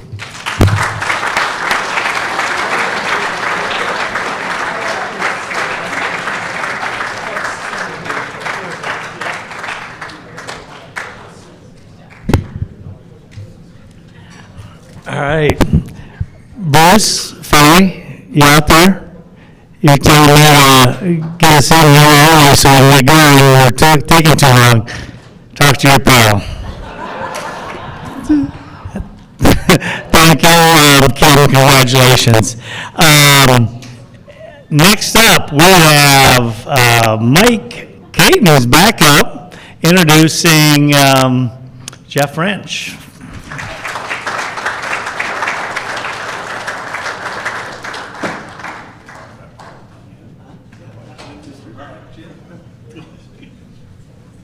First of all, I apologize that I got to be back up here again, but it's a pleasure to be up here to introduce probably one of the most gifted athletes that I ever had the opportunity and pleasure to play with. Jeff was one of those guys that you'd look and say, boy, I really wish I had his God-given talent because it was so natural for him. Jeff was one of those guys that not only played safety for us, but also played backup quarterback my sophomore year, played a little bit of tight end. He also was able to, the men's basketball team ran into some injuries during the season and needed some players. Jeff, sure as can be, said, I'll practice, I'll suit up, whatever you guys need. So he did it. That was Jeff. Jeff was so unselfish that he did all those things, not just for himself, but for other programs. Jeff was a big Minnesota Vikings fan. And so he really, at the time when we were in college, was a Joey Browner fan. So if any of you guys are back, remember Minnesota Vikings back in the late 80s, early 90s, Joey Browner wore those huge elbow pads, right? So Jeff apparently was watching a game and said, wow, those are incredible. They'll make me better. So he goes out, finds a pair, gets them. Well, needless to say, they didn't last very long. So Jeff was also watching Joey Browner, and he would see on a Sunday, Joey Browner would come up and he would lay a lick into the pile, from his safety position. So Jeff thought, I'm going to try that. Well, needless to say, during one game, Jeff decided, well, I'm going to try it. He comes up, he lays a lick in the pile. We get back into the huddle, defensive huddle, and he's excited. He's like, yeah, all right. And he goes, oh, I laid a stick there. I didn't have the heart to tell him that he hit me square in the middle of the back. Not to mention, he knocked the wind out of me, so I really couldn't tell him anyway. But he was one of those unselfish players that always, no matter what, he would, if there was a misassignment, he would watch over. He was the field general in the secondary.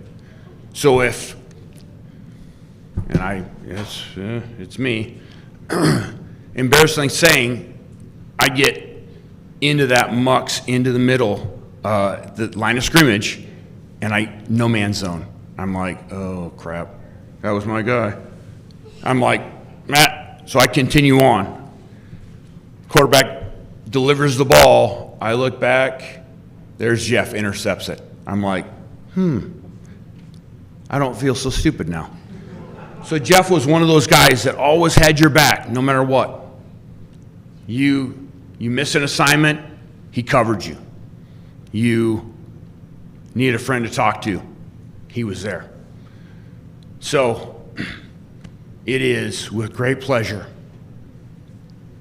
that I introduce a friend, a teammate forever, Jeff French.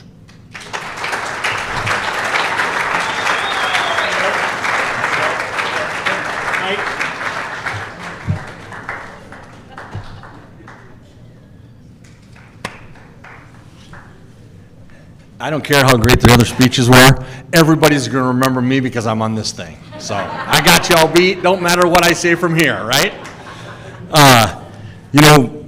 Mike Caton, that was the Michael Jordan time when Mike was in college. And we always used to draw on the board, I want to be like Mike. Mike was our guy. So that's a story about Mike. He was the Michael Jordan to us. To be honest with you, I'd like to give my 10 minutes back to Kim because I'd like to hear more stories from Kim. They were so good. And I hate giving speeches too, hey. Nick, I see you in the back there. I got a story about Nick. We used to go to church in Oldham, South Dakota sometimes, pretty close to Ramona. We'd go to church. Nick would always sit in front of us. He was kind of mischievous, but he does a great job for Dakota State. There's nobody better than Nick. There's just nobody better.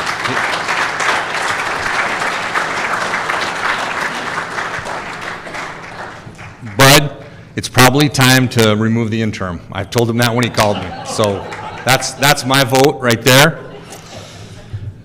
And how can I go behind all the people that have already gone? Thank God we didn't have to scrimmage against you guys, hey. Thank God. I'm glad we were old. We only had to scrimmage against Cushenberry and Earl and Caton tells this story about how much we all loved each other. Well, when I first got here, before Coach Roach got here, Trado and Maurer and Coach Rose recruited all of us to come to Dakota State. And like Mike said, it was a huge deal.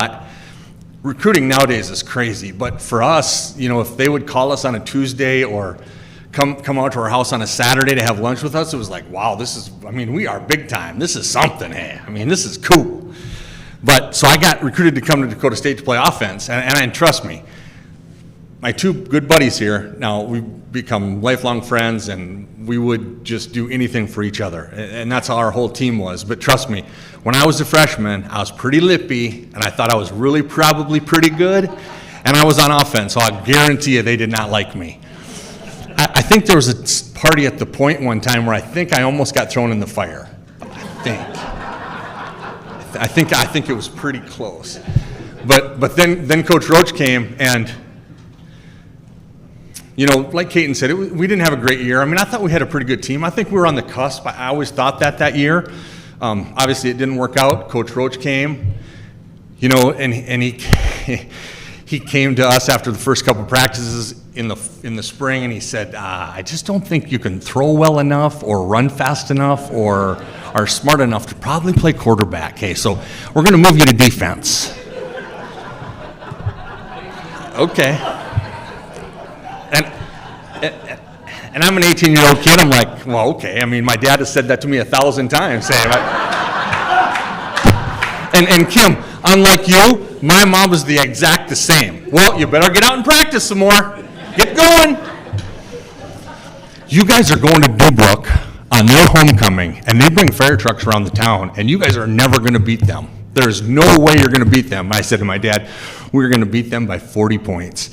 So we go to Dubrook, and we beat them by 40 points, but that's my dad. That's my dad. We're playing basketball against Chester, and I come home, and I had 2 points that night, and pretty much uncommon for me because all my friends know how much I like to shoot. So he said, you had 2 points against Chester. Really? And then my mom said, well, you better get to bed because you got to practice in the morning.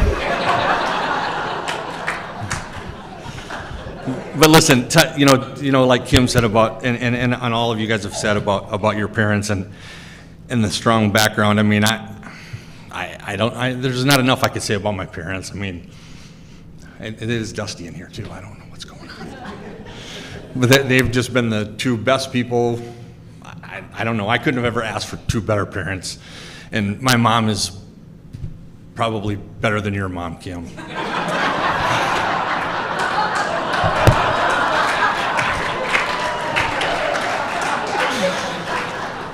And you'll like this one too. Go Knights.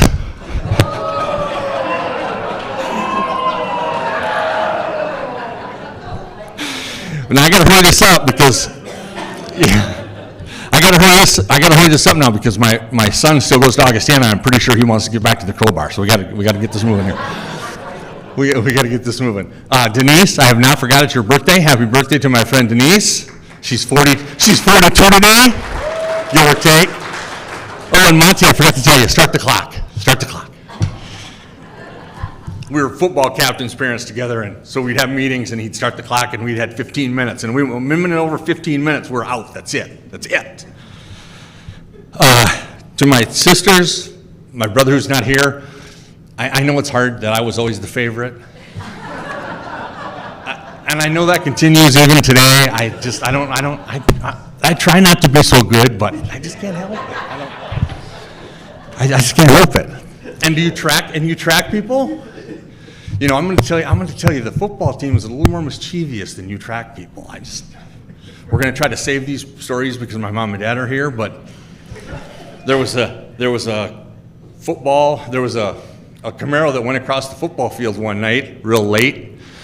Coach still doesn't know about that one. We went to practice the next day, and he said, "Who made those tracks out on the football field, on the practice field?"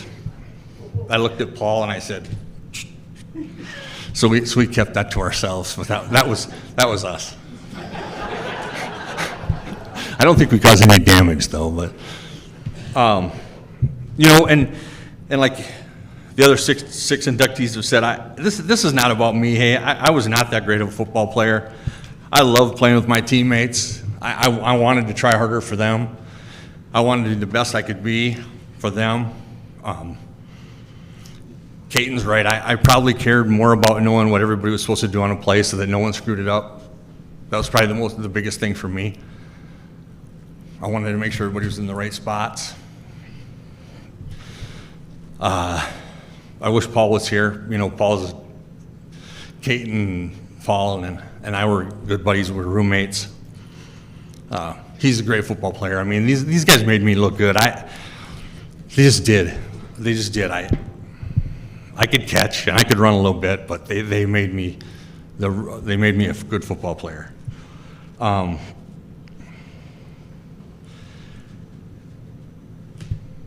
Trying to wrap it up here. Sorry. To Sam and Mackenzie, you guys make me proud every day. Every single day, you make me proud. No matter what you're doing, you make me proud. To Jennifer, my wife, I have to be nice to her for the next 5 weeks because I have to have this boot on. So, but she is definitely she's right up with my mom. She's the best person I know, and I'm lucky to have her.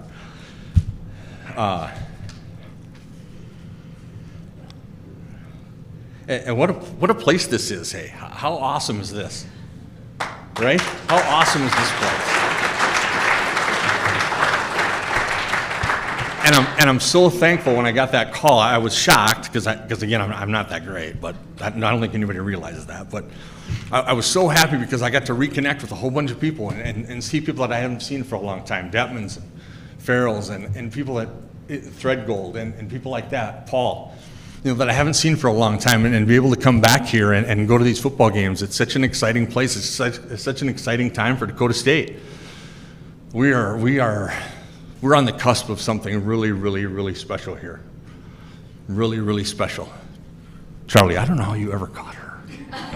There's no way you'd beat her in a race, eh? I played football with her. There's no way you're beating her in a race, eh? I do have to tell one story about that Black Hills game that Mike mentions in his bio there. So 1-9, Coach Roach comes, 3 and whatever we were, 4-4. It's our senior year. This is it. Like Mike said, Paul and I and him talked, and we're not doing this year. We're going to be better. We have to do better. And I wasn't a huge lifter, so I mean, I give all those guys credit. Like, yeah, let's go lift. Okay, I'll see you in a half hour. That never happened, you guys. I practiced all the time, really hard, really hard. So we go to Black Hills, and we're 3-0. We're feeling good about ourselves. Had some good non-conference wins. Beat a team out of Wisconsin, Lady Smith, that was really good. We were playing some good football. We go to Black Hills, and we're down 14-3 at half. And I remember sitting on the hill at Black Hills State, and Paul and Mike and I were sitting together, and Paul said, "That's it. We are not doing this again." And that second half was the best half of football I think any of us have ever played. Offense, defense, that was the best half of football. We ended up winning 27-24 or something. I don't know. The funniest part for me was the guy on the radio said, "I did everything today. I might be driving the bus home." So that was pretty cool. But again, they made me, my teammates, they should get all the credit. They really should. Who could ask for a better group of teammates? And if you guys could have been there and been part of that, Amy was there. She knows, from the volleyball team to the women's basketball team to the men's basketball team, that was just a special group. And that's kind of how I feel about what we're building here. We're rebuilding that again, and we're going to get back to that point. The college is awesome. It's just a great place. So many wonderful things happening. I'm thankful for this honor. I want my teammates to know that it's all them. I just happen to be the voice. And thanks everybody for coming.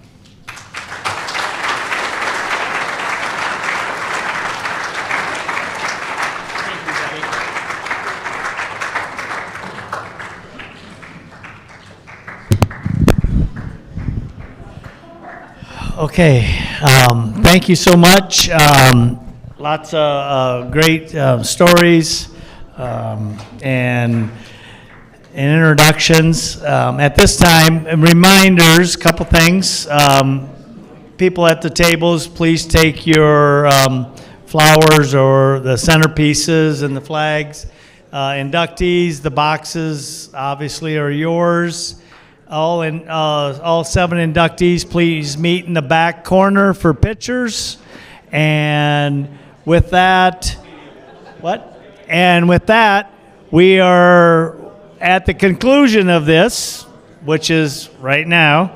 We'll be going to the stadium, see Tom, I, or Jill. We will have drink tickets for you down at the stadium for as long as you want to stay. We'll be there. All right. Thank you so much, and congratulations to everybody, all the inductions. Thank you very much.